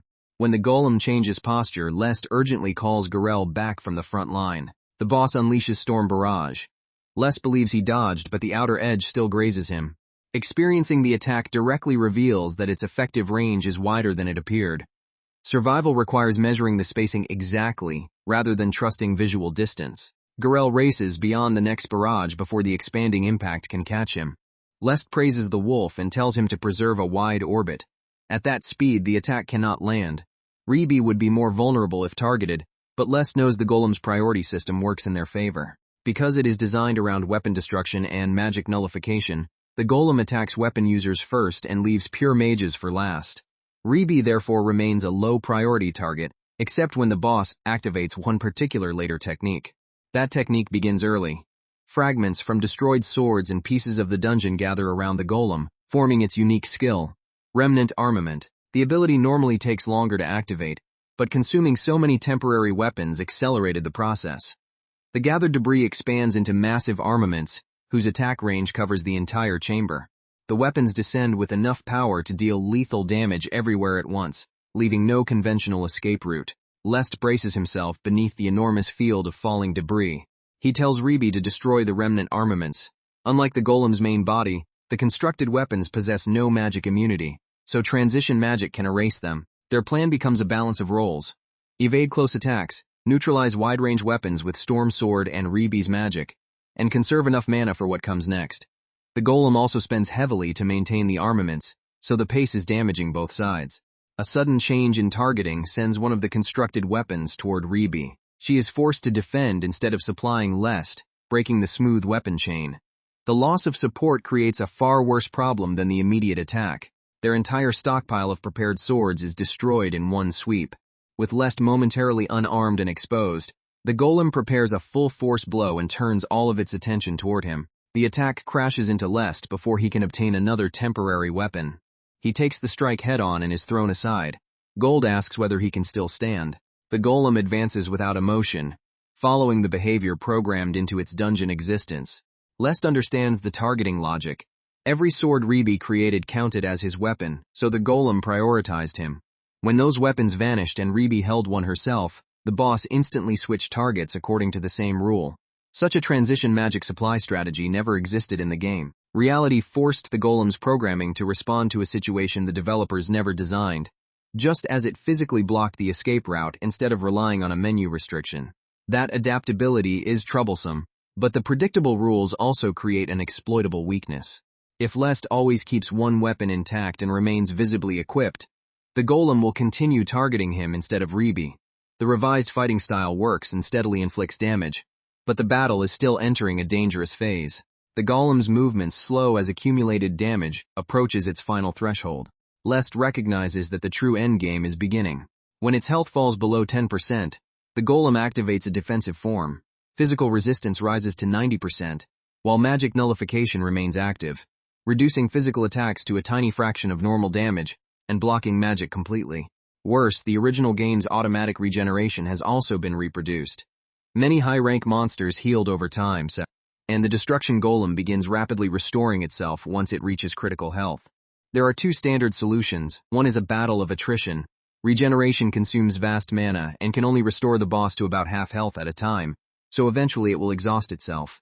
That was Lest's original plan. But the dungeon journey and consecutive unexpected battles have already drained everyone. Ribi also created far more swords than planned. leaving insufficient mana and stamina for a prolonged contest. The second strategy is to deliver one overwhelming attack before regeneration progresses, but they lack the required weapon. Lest regrets not finding the specialized counter before encountering the irregular. He must choose between a reckless decisive gamble and a long fight they may not have the resources to survive. The wounds they struggled to create are already closing. As Lest searches for another option, he remembers that Gold's party had reached this region before the encounter. He asks Gold to lend him the greatsword used earlier. The weapon is Crushing Greatsword, whose activated skill ignores enemy resistance and deals full damage. It is the dedicated item placed in this dungeon to counter the destruction golem. Lest cannot believe Steel Fangs already found it, but the weapon makes a finishing blow possible. Though inexperienced with greatswords, he orders Ribi and Garel to immobilize the boss for one moment while he prepares the strike. The two companions attack together and force the golem's limbs away from Lest. As expected, the borrowed greatsword begins cracking from weapon destruction. Since the effect is chance-based, the answer is to create as many opportunities and replacement weapons as possible. Lest charges before the boss can regenerate beyond the finishing range. He activates Crushing Greatsword's dedicated rushing technique. Knowing the weapon may be destroyed the instant it touches the golem, Lest bets everything on the borrowed greatsword surviving long enough for one clean hit. The weapon and the golem's armament race toward each other, and even Ribi cannot predict which will connect first. The remnant armament closes from the side, while Lest continues the committed overhead charge. Their timing is almost perfectly equal. One attack will decide the battle before the other can be completed. Ribi is too far away and occupied with the binding chains to intervene. Destroying the armament with Storm Sword would require Lest to abandon his strike, while every second of delay allows the golem's regeneration to continue. He refuses to retreat and drives the attack forward. At the final instant, something flashes across the gap between Lest and the incoming weapon. Garel suddenly closes a distance that should have been impossible, intercepting the armament before it reaches his master. Lest recognizes the movement as Beast Rush Sprint, the technique Trident Tail used moments earlier. Garel reproduced it by observation and awakened the skill at the exact critical moment. His partner has created the opening. Now Lest must answer with the strongest greatsword skill he can activate. The technique requires enough strength, a two-handed overhead stance, and a powerful stomp from proper form. As long as those conditions are met, even standing on a wall or ceiling would count as valid footing. Lest plants himself, raises the Crushing Greatsword, and releases all of his remaining physical power. The Greatsword exclusive skill activates. The descending blade tears through the air with force likened to splitting heaven itself. It strikes the destruction golem before weapon destruction can erase the weapon. Heaven-rending Mountain Fall is the advanced form of Mountain Crusher, the technique Edward used in their duel. Its required parameters and output are vastly higher, but Lest's growth finally lets him use it. He refuses to waste the opening Garel sacrificed everything to create. Lest dedicates the blow to Garel and to every companion who supported him through the impossible battle. He acknowledges that victory belongs not only to the wolf, but also to Ribi, Gold, and the entire group whose actions created this chance. The golem's body cracks apart. As the pressure disappears, Ribi demands praise too, while Lest asks Garel to show him Beast Rush Sprint properly later. Steel Fangs can barely believe the irregular boss is truly defeated. Gold thanks Ares for saving every member of his party. Lest is more interested in how a B-rank group reached this point so quickly. The guild record suggested that almost nobody had passed the midpoint. Gold explains that the traps ahead of them kept activating and disabling one after another, allowing Steel Fangs to advance rapidly. Lest realizes Ribi triggered every mechanism first and unintentionally cleared a safe route for the party. The destruction golem leaves an accessory called Destroyer's Bracelet, which increases the attack power and performance of equipped weapons by 30%. An absurdly strong reward. This item is why players endured the boss's infamous gimmicks. Normally, Steel Fangs would have first claim because they engaged the monster before Lest delivered the finishing blow, even though Lest's group ultimately defeated it. Lest asks whether Gold will let him take the bracelet. Gold immediately agrees that the person who defeated the boss deserves the reward, then asks a more troubling question: why Ares' hair changed and where the monster that fought beside him came from. Explaining his hair would expose the Albion family in the presence of Tame. Before Lest can invent a convincing lie, Ribi steps forward and offers to handle the situation. She uses Transition Magic's mental interference. Lest allows her to alter harmless memories but firmly commands her never to reveal or manipulate away the truth of his Tame ability carelessly. Ribi can only modify memories related to things the targets do not strongly understand, so the process is imperfect. She believes it worked but keeps another explanation ready in case the reconstruction goes wrong. The 4 Steel Fang's members fall unconscious while their recent memories reorganize. When they wake, Gold remembers that Ares fought the monster while the party was unconscious and carried all 4 of them to safety. The revised story makes Lest an astonishing hero, but removes Garel completely. Gold is already indebted to him, so the exaggerated rescue does not seem suspicious. The group returns to the guild believing the emergency has ended. Soon after arrival, however, Gold suddenly shouts as another piece of memory resurfaces incorrectly. He now insists that Ares personally defeated the destruction golem and panics over how impossible that sounds, making Lest fear the memory alteration is collapsing. If Gold blurts out anything about Tame, Ribe can overwrite the memory again, but doing so openly in the crowded guild would be disastrous. Lest tells her not to attack him in front of everyone while Gold continues remembering. Gold claims Ares fought barehanded and then sliced the golem apart with a storm of swords before finishing it with the great sword. The reconstructed account is wildly dramatic, but still excludes Garel. Lest realizes only the monster's existence was erased. Gold's mind filled the missing actions with Ares himself, producing a story that explains every observed result without revealing Tame. The guild receptionist challenges the account because Rav was supposedly his partner and had already broken the mana measuring device. Gold insists Ares was even stronger, and the impossible tale spreads instantly. For a time, rumors circulate about a rookie who overpowered an A-rank monster. Lest at least obtained the independent identification he needed, though he decides to avoid the guild until attention fades. His chaotic first dungeon conquest finally ends. A few days later, a familiar voice enthusiastically greets Lest at the Albion estate. Princess Charlotte declares that it has been far too long. Only 2 weeks have passed, but to her that still counts as an unbearable separation from her sword friend. Estelle formally thanks Lest for permitting another visit. He asks her to raise her head and says he is happy to see both of them. While Elna observes how close Lest and Charlotte have become, Elna also notices Lest's continued growth. Every meeting reveals another change that exceeds her expectations. Praise from Elna gives Lest confidence, because she can gauge his improvement without even crossing swords. He asks why she accompanied Charlotte this time, remembering that the last visit ended with a monster attack and emergency teleportation. Charlotte received permission to resume training only under Elna's supervision. Lest cannot reveal that the monsters actually targeted him rather than the princess. He also ordered Ribi away from the mansion during the visit, since Elna's sharp instincts might detect that the maid is a demon. Elna will spend about 2 hours teaching Edward and Sidward first. Charlotte rejects the idea of waiting over tea and asks for any place where she and Lest can begin training immediately, even if it is too plain for royalty. They head toward a smaller training ground, where Lest notices Rain already practicing. Charlotte asks who the girl is, and Lest introduces Rain as his younger sister. The princess politely introduces herself as Charlotte von Finale, and proudly calls Lest her close sword buddy. Rain panics at meeting the second princess, and repeatedly apologizes for any possible rudeness. Charlotte says Lest's sister may call her Charles, but Rain finds using a nickname for royalty impossibly improper. Lest explains that Rain has not completed the oracle ceremony, and has almost no experience speaking with people outside the family. Charlotte reintroduces herself more formally, and Rain finally manages her own greeting. Lest then invites Rain to train with them, which Charlotte welcomes enthusiastically. Rain apologizes for intruding even though the others joined her practice.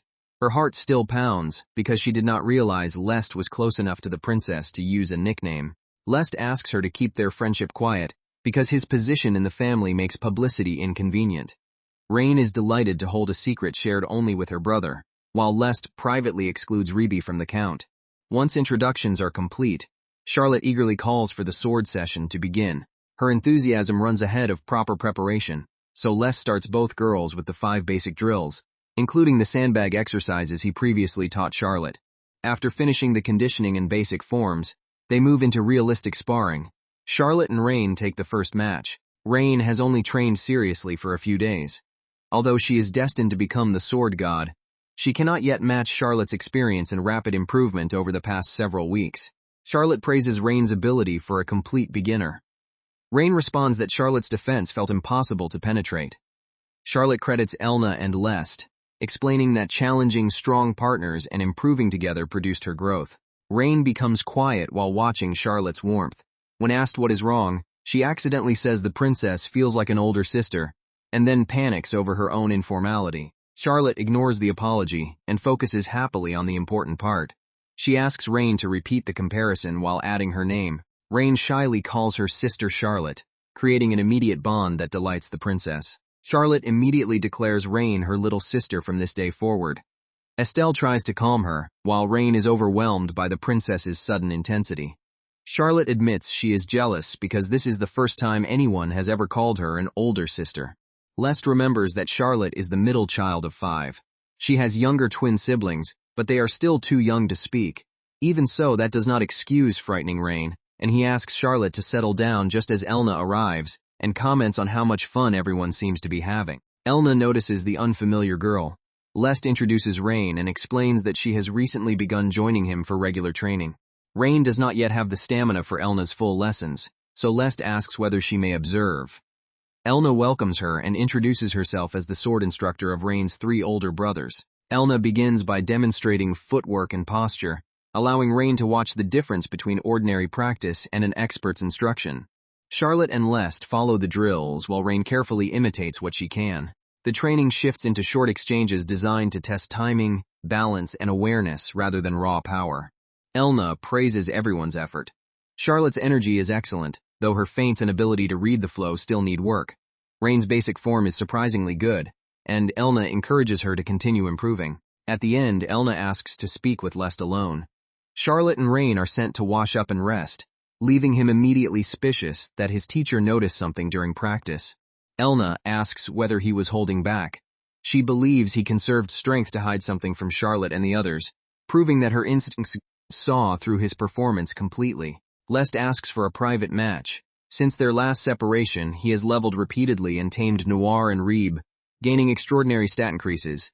He wants to measure his own strength without relying directly on any familiar. Elna is considered one of the strongest among all S-rank adventurers. Lest wants to know how close he has come to her level, and she agrees to test him seriously. Elna draws her sword and says she personally wants to see how strong her student has become. Their first clash tears across the training ground before either side speaks again. Lest attacks at full speed, but Elna turns the strike aside with effortless precision. She asks whether that is truly all he can do. Although she will not pry into his secrets, she refuses to let him hold back against her. Lest accepts the challenge. Everything he knows about the sword began with Elna, and facing her seriously is the only honest way to repay that guidance. He decides to use every bit of power gained through Tame and attacks with the genuine intent to defeat his teacher. A long battle favors Elna because the difference in their base ability and experience will eventually dominate. Lest therefore combines body enhancement, levitation, and other support techniques to seek an immediate conclusion. He accelerates through the air and changes direction mid-attack, forcing Elna to defend from an unexpected angle. Lest follows with wind severance, releasing a sharpened wave from his wooden sword. Elna has already seen the technique once, and will not be deceived by a simple repetition. Lest therefore pours every remaining variation and ounce of power into the attack. For the first time he forces Elna back a full step, though the relentless exchange gives him no time even to catch his breath. Recognizing his only opening, Lest presses forward and commits to a final combination. He releases the stored wind all at once. Enhanced whirlwind swords would be too direct and easy for Elna to block. Instead, Lest had trapped all the wind around his wooden blade, then releases it as both pressure and smokescreen to conceal his true strike. He emerges through the turbulent air and swings from Elna's blind side. Elna stops the attack anyway. Even so, she admits the tactic surprised her and openly praises how much he has grown. Lest is disappointed that he failed to land a single hit. Elna laughs and points out that he endured her full-powered swing without losing his sword.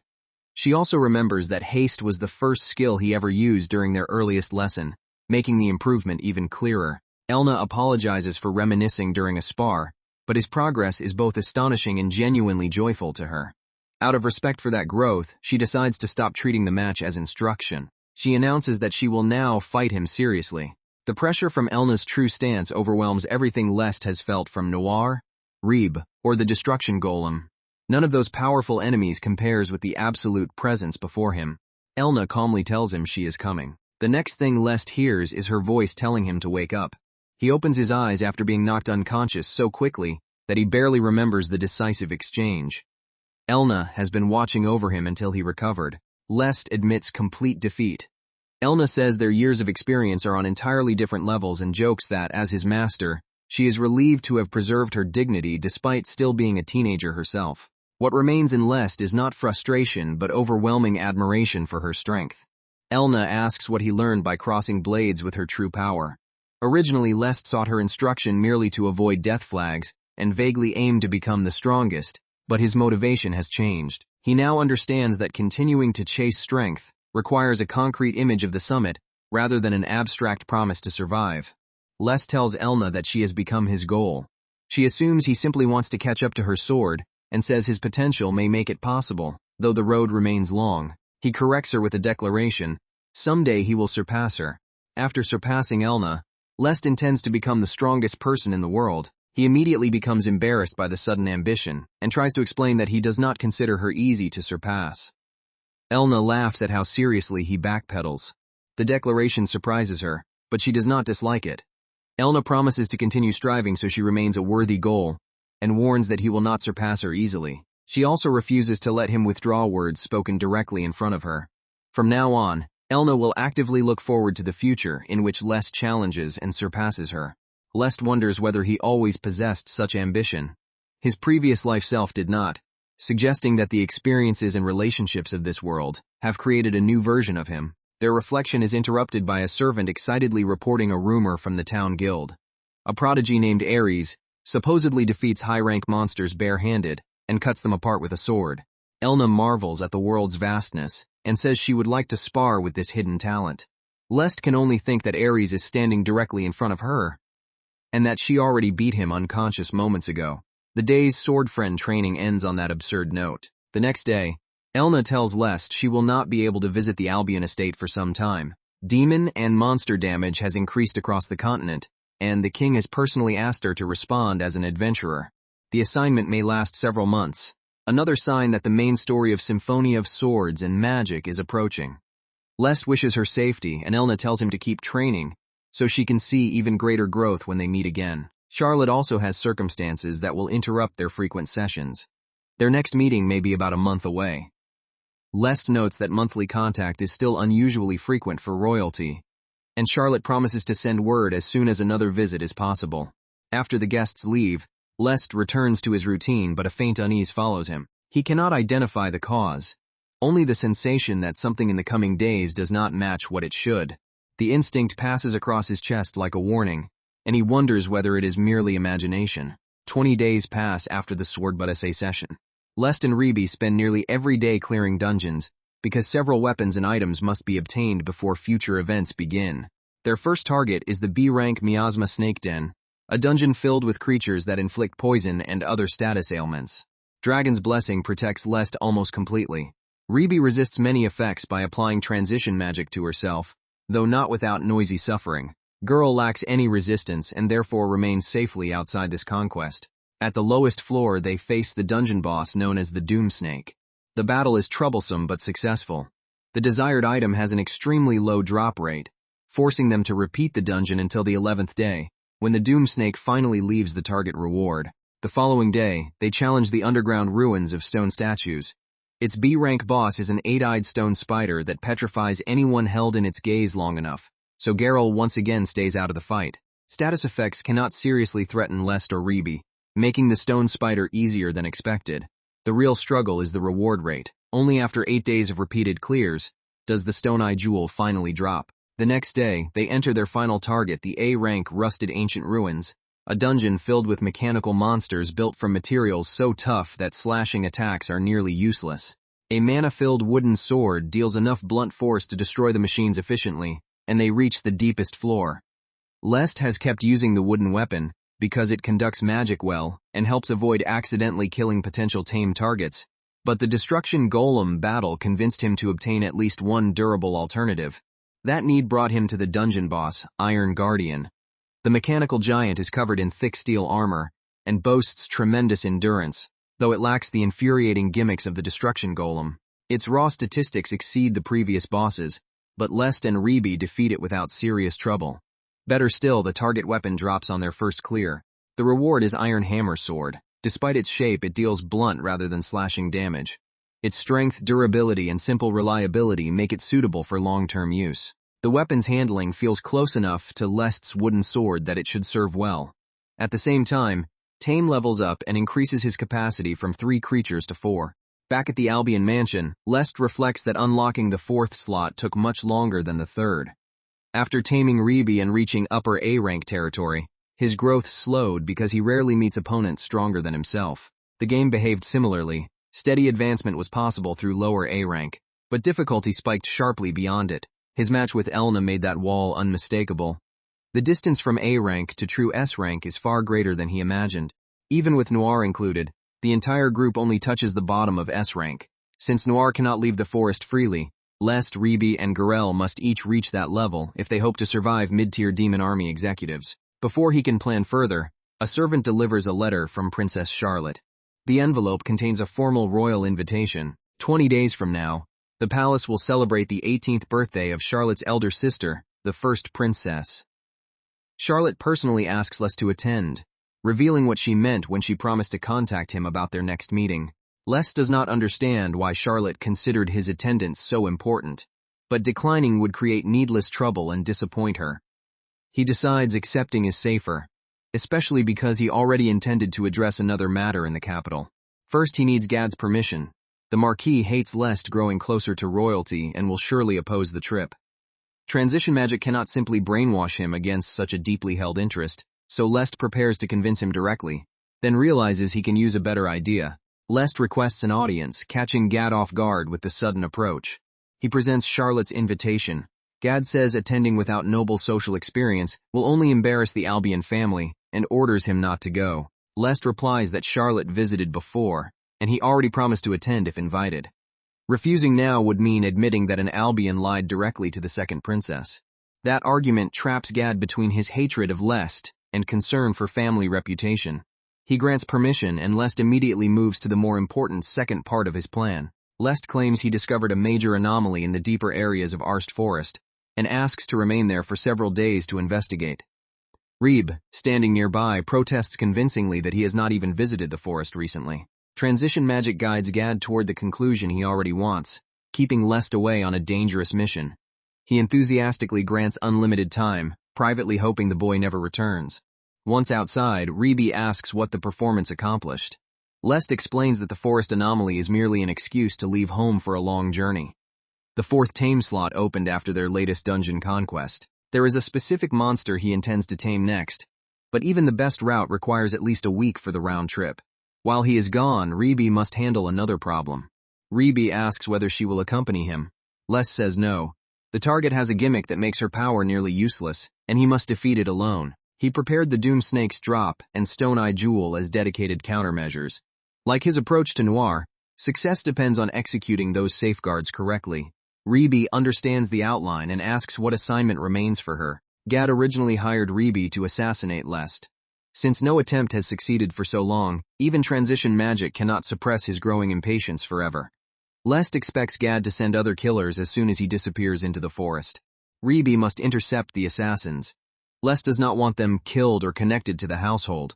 She should drive them away while making the failure look unrelated to either of them. If every assassin vanishes, Gad will become suspicious and escalate further. The Albion family is already complicated, and Lest wants to preserve the current balance a little longer.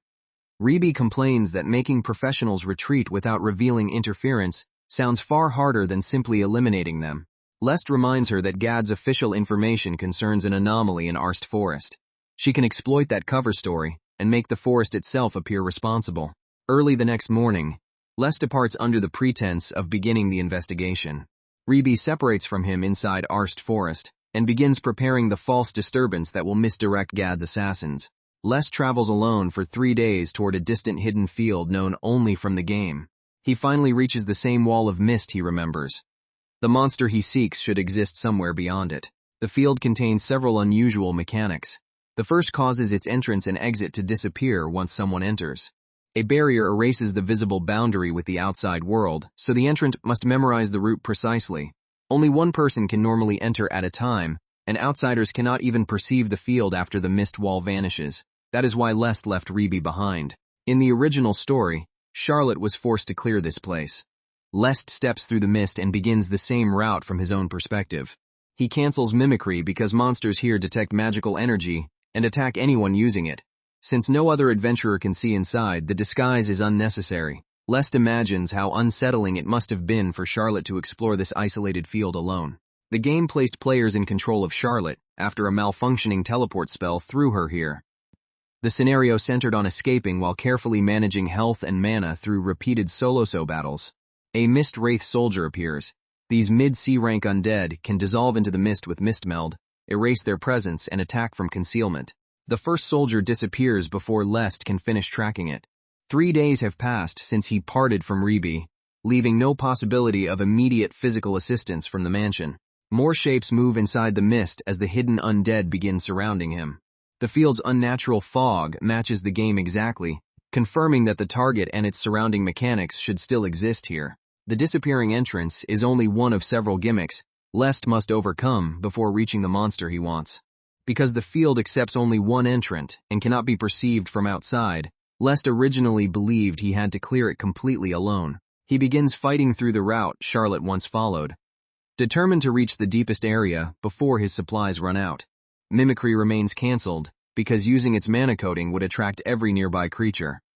Without outsiders to witness him, concealment offers no benefit. Charlotte's original scenario was difficult because she faced repeated groups while rationing both health and mana. Lest must solve the same resource problem without her holy magic advantage. Mist Wraith soldiers are not strong individually, but Mist Meld lets them dissolve into fog and erase their presence before launching surprise attacks. Their ambush-focused behavior makes every apparently empty patch of mist dangerous. They also never fight alone. Several soldiers coordinate their attacks from different directions. Lest blocks one hidden blade and immediately turns toward another presence behind him. Although each soldier is only C rank, their numbers and stealth make them exhausting.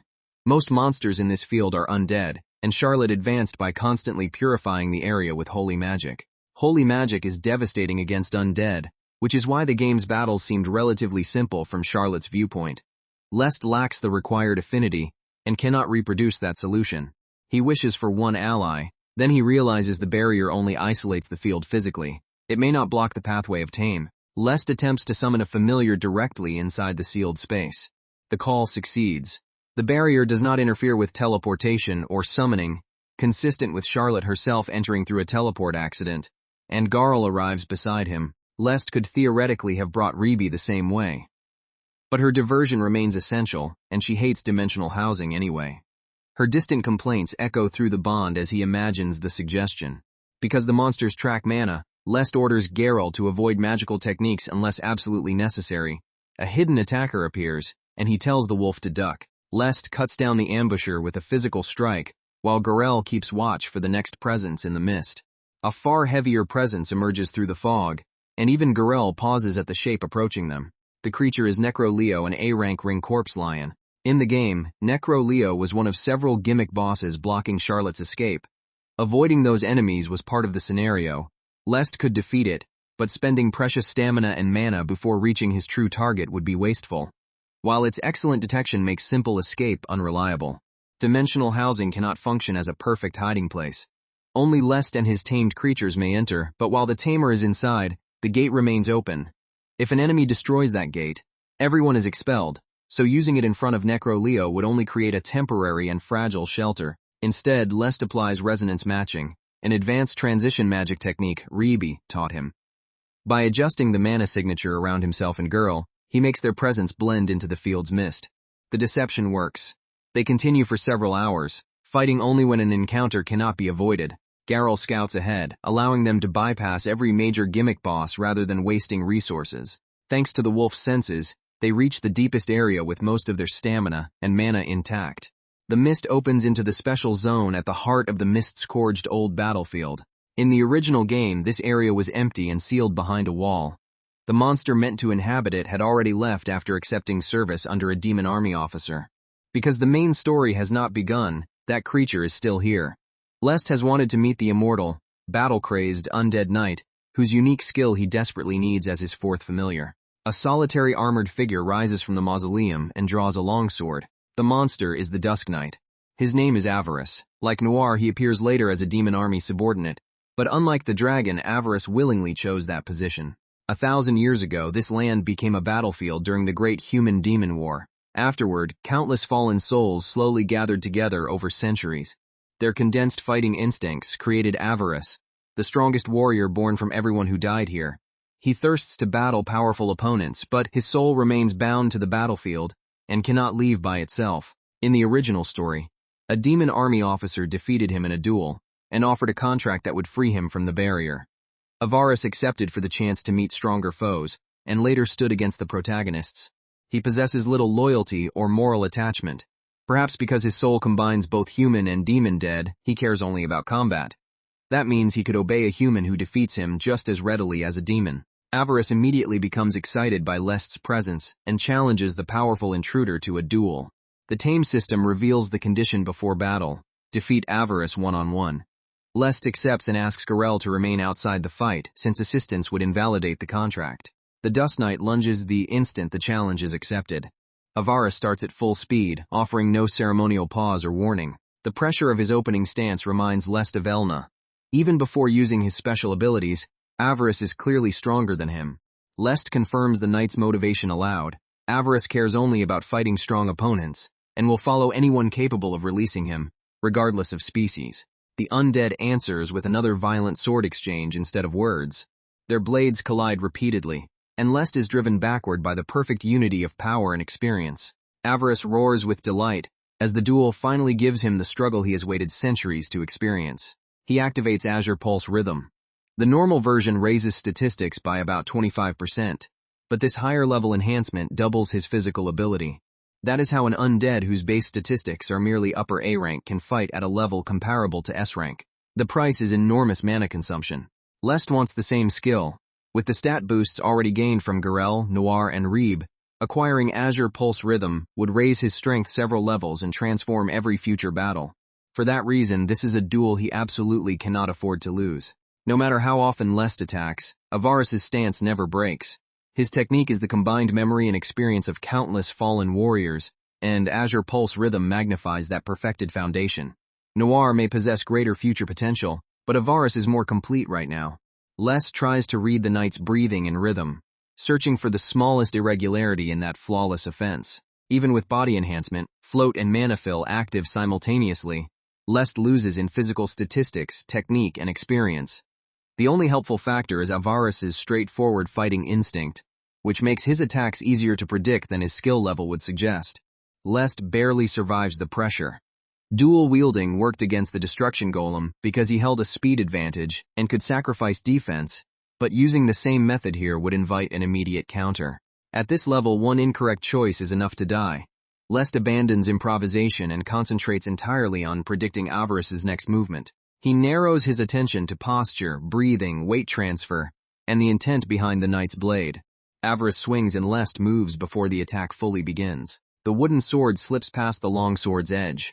For the first time, Lest reaches Avarice's armored body. The strike breaks through the knight's guard and leaves a clear wound. Lest celebrates landing his first successful hit. The victory lasts only an instant. Avarice possesses auto-regeneration, and the injury begins disappearing immediately. Lest realizes the duel will become an exhausting contest of resources rather than a simple exchange of decisive blows. Many high-rank monsters regenerate, but most activate the ability only near death. Avarice's regeneration functions constantly repairing damage the moment it occurs. The effect extends to his armor and longsword. As long as mana remains, even destroyed equipment restores itself. In any battle of wearing down weapons and defenses, Lest is therefore at a severe disadvantage, making his durable iron hammer sword an essential preparation. A blunt weapon is also better against heavy armor than a cutting blade. The matchup is still unfavorable, but the path forward is simple. Lest must dodge, hold his line, and attack only when a real opening appears. He keeps pushing through the relentless rhythm, refusing to spend power on strikes that cannot matter. Avarice finally overcommits during a heavy downward swing. Lest enters the open space and activates wind coating around the iron hammer sword. He releases a hurricane strike, meant to crush armor and body together. The attack fills the immediate area, leaving Avarice almost no room to evade. Avarice does not evade. He deliberately steps through the strike. The blunt impact damages his armor, but he sacrifices that injury to enter killing range.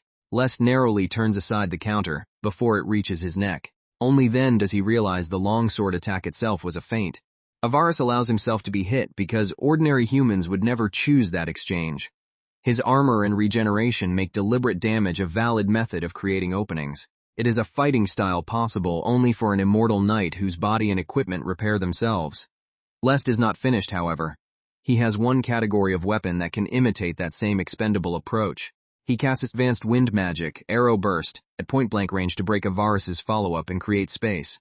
The explosion forces Avaris away, giving Lest enough room to reset his footing without abandoning the duel. Lest reminds the knight that this battlefield is now his chosen territory as well, and he intends to use every part of it. They collide again, exchanging sword blows too quickly for Garel to follow from the edge of the field. Avaris roars with exhilaration and drives his enhancement even further. The pressure around the Dusk Knight changes as his mana stops flowing toward regeneration. Lest recognizes that the long opening phase of the duel has finally ended. Avaris's real combat mode begins, making everything before it feel like a tutorial. Auto-regeneration functions from the start only until Avaris's mana falls below 50%. At that point, the energy previously spent repairing him is redirected into another skill. He activates Higher Azure Pulse Rhythm. It costs twice as much as the normal version, cannot be cancelled once used, and continues draining mana until nothing remains. The enhancement multiplies Avaris's physical statistics to roughly 2.5 times their normal values. If Lest only wanted a technical victory, he could use Float, remain airborne, and wait for Avaris to exhaust himself. But he did not come to exploit a helpless ending. He wants to surpass the knight head-on and earn genuine submission while Avaris is strongest. The repeated dungeon grinding was preparation for this moment. Lest activates the Stone Eye Jewel, which increases strength by 50% for 3 minutes at the price of petrifying the user. He also uses the Doom Snake's Drop, gaining a 50% speed increase, while being inflicted with deadly poison. Both items are normally almost unusable, because their drawbacks can immediately disable or kill the user. Dragon's Blessing nullifies both petrification and poison, leaving Lest with only the enormous stat boosts. The countermeasure works exactly as he hoped. With both fighters at maximum output, Lest declares the final round. Their accelerated blades meet with enough force to split the ground beneath them. Avaris presses forward using centuries of combined experience, while Lest answers with every technique he has learned. Neither gains a clean advantage as the duel becomes a continuous exchange of attacks and counters. Avaris still possesses superior natural ability, and Higher Azure Pulse directly multiplies not only his body but the performance of the mana-infused longsword. Lest uses body enhancement and multiple support skills to narrow the difference. Yet the gap in weapon performance and raw completeness remains obvious no matter how hard he struggles. Avaris is stronger, but Lest has something beyond game knowledge. Swordsmanship learned from a master far greater than either of them. No matter how overwhelming the knight appears, Lest knows he is still nowhere near Elna's true level. Their recent spar showed him strength beyond what he previously understood, and forced him to examine everything he had done in battle. By reaching his own limit against Elna, Lest finally comprehended part of the pressure and intent hidden inside her swordsmanship. Every clash with her, every past experience, and every lesson absorbed over time has become part of his instincts and blood. Lest draws upon all of it now, refusing to let Avaris's accumulated memories be the only history present in the duel. He begins matching the knight's rhythm and forcing damage through the regenerating armor. 30 seconds have passed since the final round began. The temporary items are approaching their limits, and both fighters are nearly exhausted. Lest knows Avaris would hate a victory decided merely by time and mana depletion. He challenges the knight to settle everything with one final exchange. Avaris accepts with a roar and charges at full power. Both deliberately expose openings, each preparing an attack while accepting that the opponent's blow may land first. Avaris has already seen similar bait and refuses to fall for the same trick twice. By guarding in advance, he makes ordinary evasion almost impossible. Lest nevertheless commits, driving the Iron Hammer sword toward the guarded opening. Avaris suddenly understands that the obvious attacker was never the true center of Lest's plan. The Iron Hammer sword is caught and locked between the knight's armored hands. For a normal swordsman, willingly allowing the main weapon to be trapped would be foolish. Avaris expects Lest to struggle for control and exposes himself to counterattack in exchange. But Lest still carries another weapon besides the Iron Hammer sword. With Avarice's hands occupied, he reaches for the wooden sword at his waist. Avarice anticipated that possibility and reacts immediately, proving that even the second sword alone cannot surprise him. Lest had expected him to notice. The Iron Hammer sword was chosen because it was durable enough to survive being released and used as deliberate bait. His true intention is to finish the duel with the second wooden sword, while the first weapon fixes Avarice's defense in place. The moment Lest reaches for it, the knight attacks and shatters the wooden blade in one blow. Yet that reaction is exactly what Lest needed. By forcing Avarice to destroy the decoy, he creates the only opening in the knight's otherwise perfect defense. Lest lunges into that opening before Avarice can recover his stance. He pours every remaining trace of mana into a maximum output wind enhancement, concentrating all of it into a single point. The broken wooden blade becomes the core of a final compressed strike aimed directly through Avarice's exposed guard. Lest declares that the duel ends here and releases the attack at point-blank range. The concentrated wind erupts through the Dusk Knight's armor. Avarice is driven backward as cracks spread across his body and the mausoleum floor. The knight remains upright for one final moment, his sword lowering as the accumulated damage overwhelms regeneration. Lest stands exhausted before him, waiting to see whether the one-on-one victory condition has finally been fulfilled. The battlefield falls silent after their decisive clash. Avarice's sword lowers, and Lest waits to learn whether the immortal knight has finally accepted defeat, and whether his fourth Tame will succeed.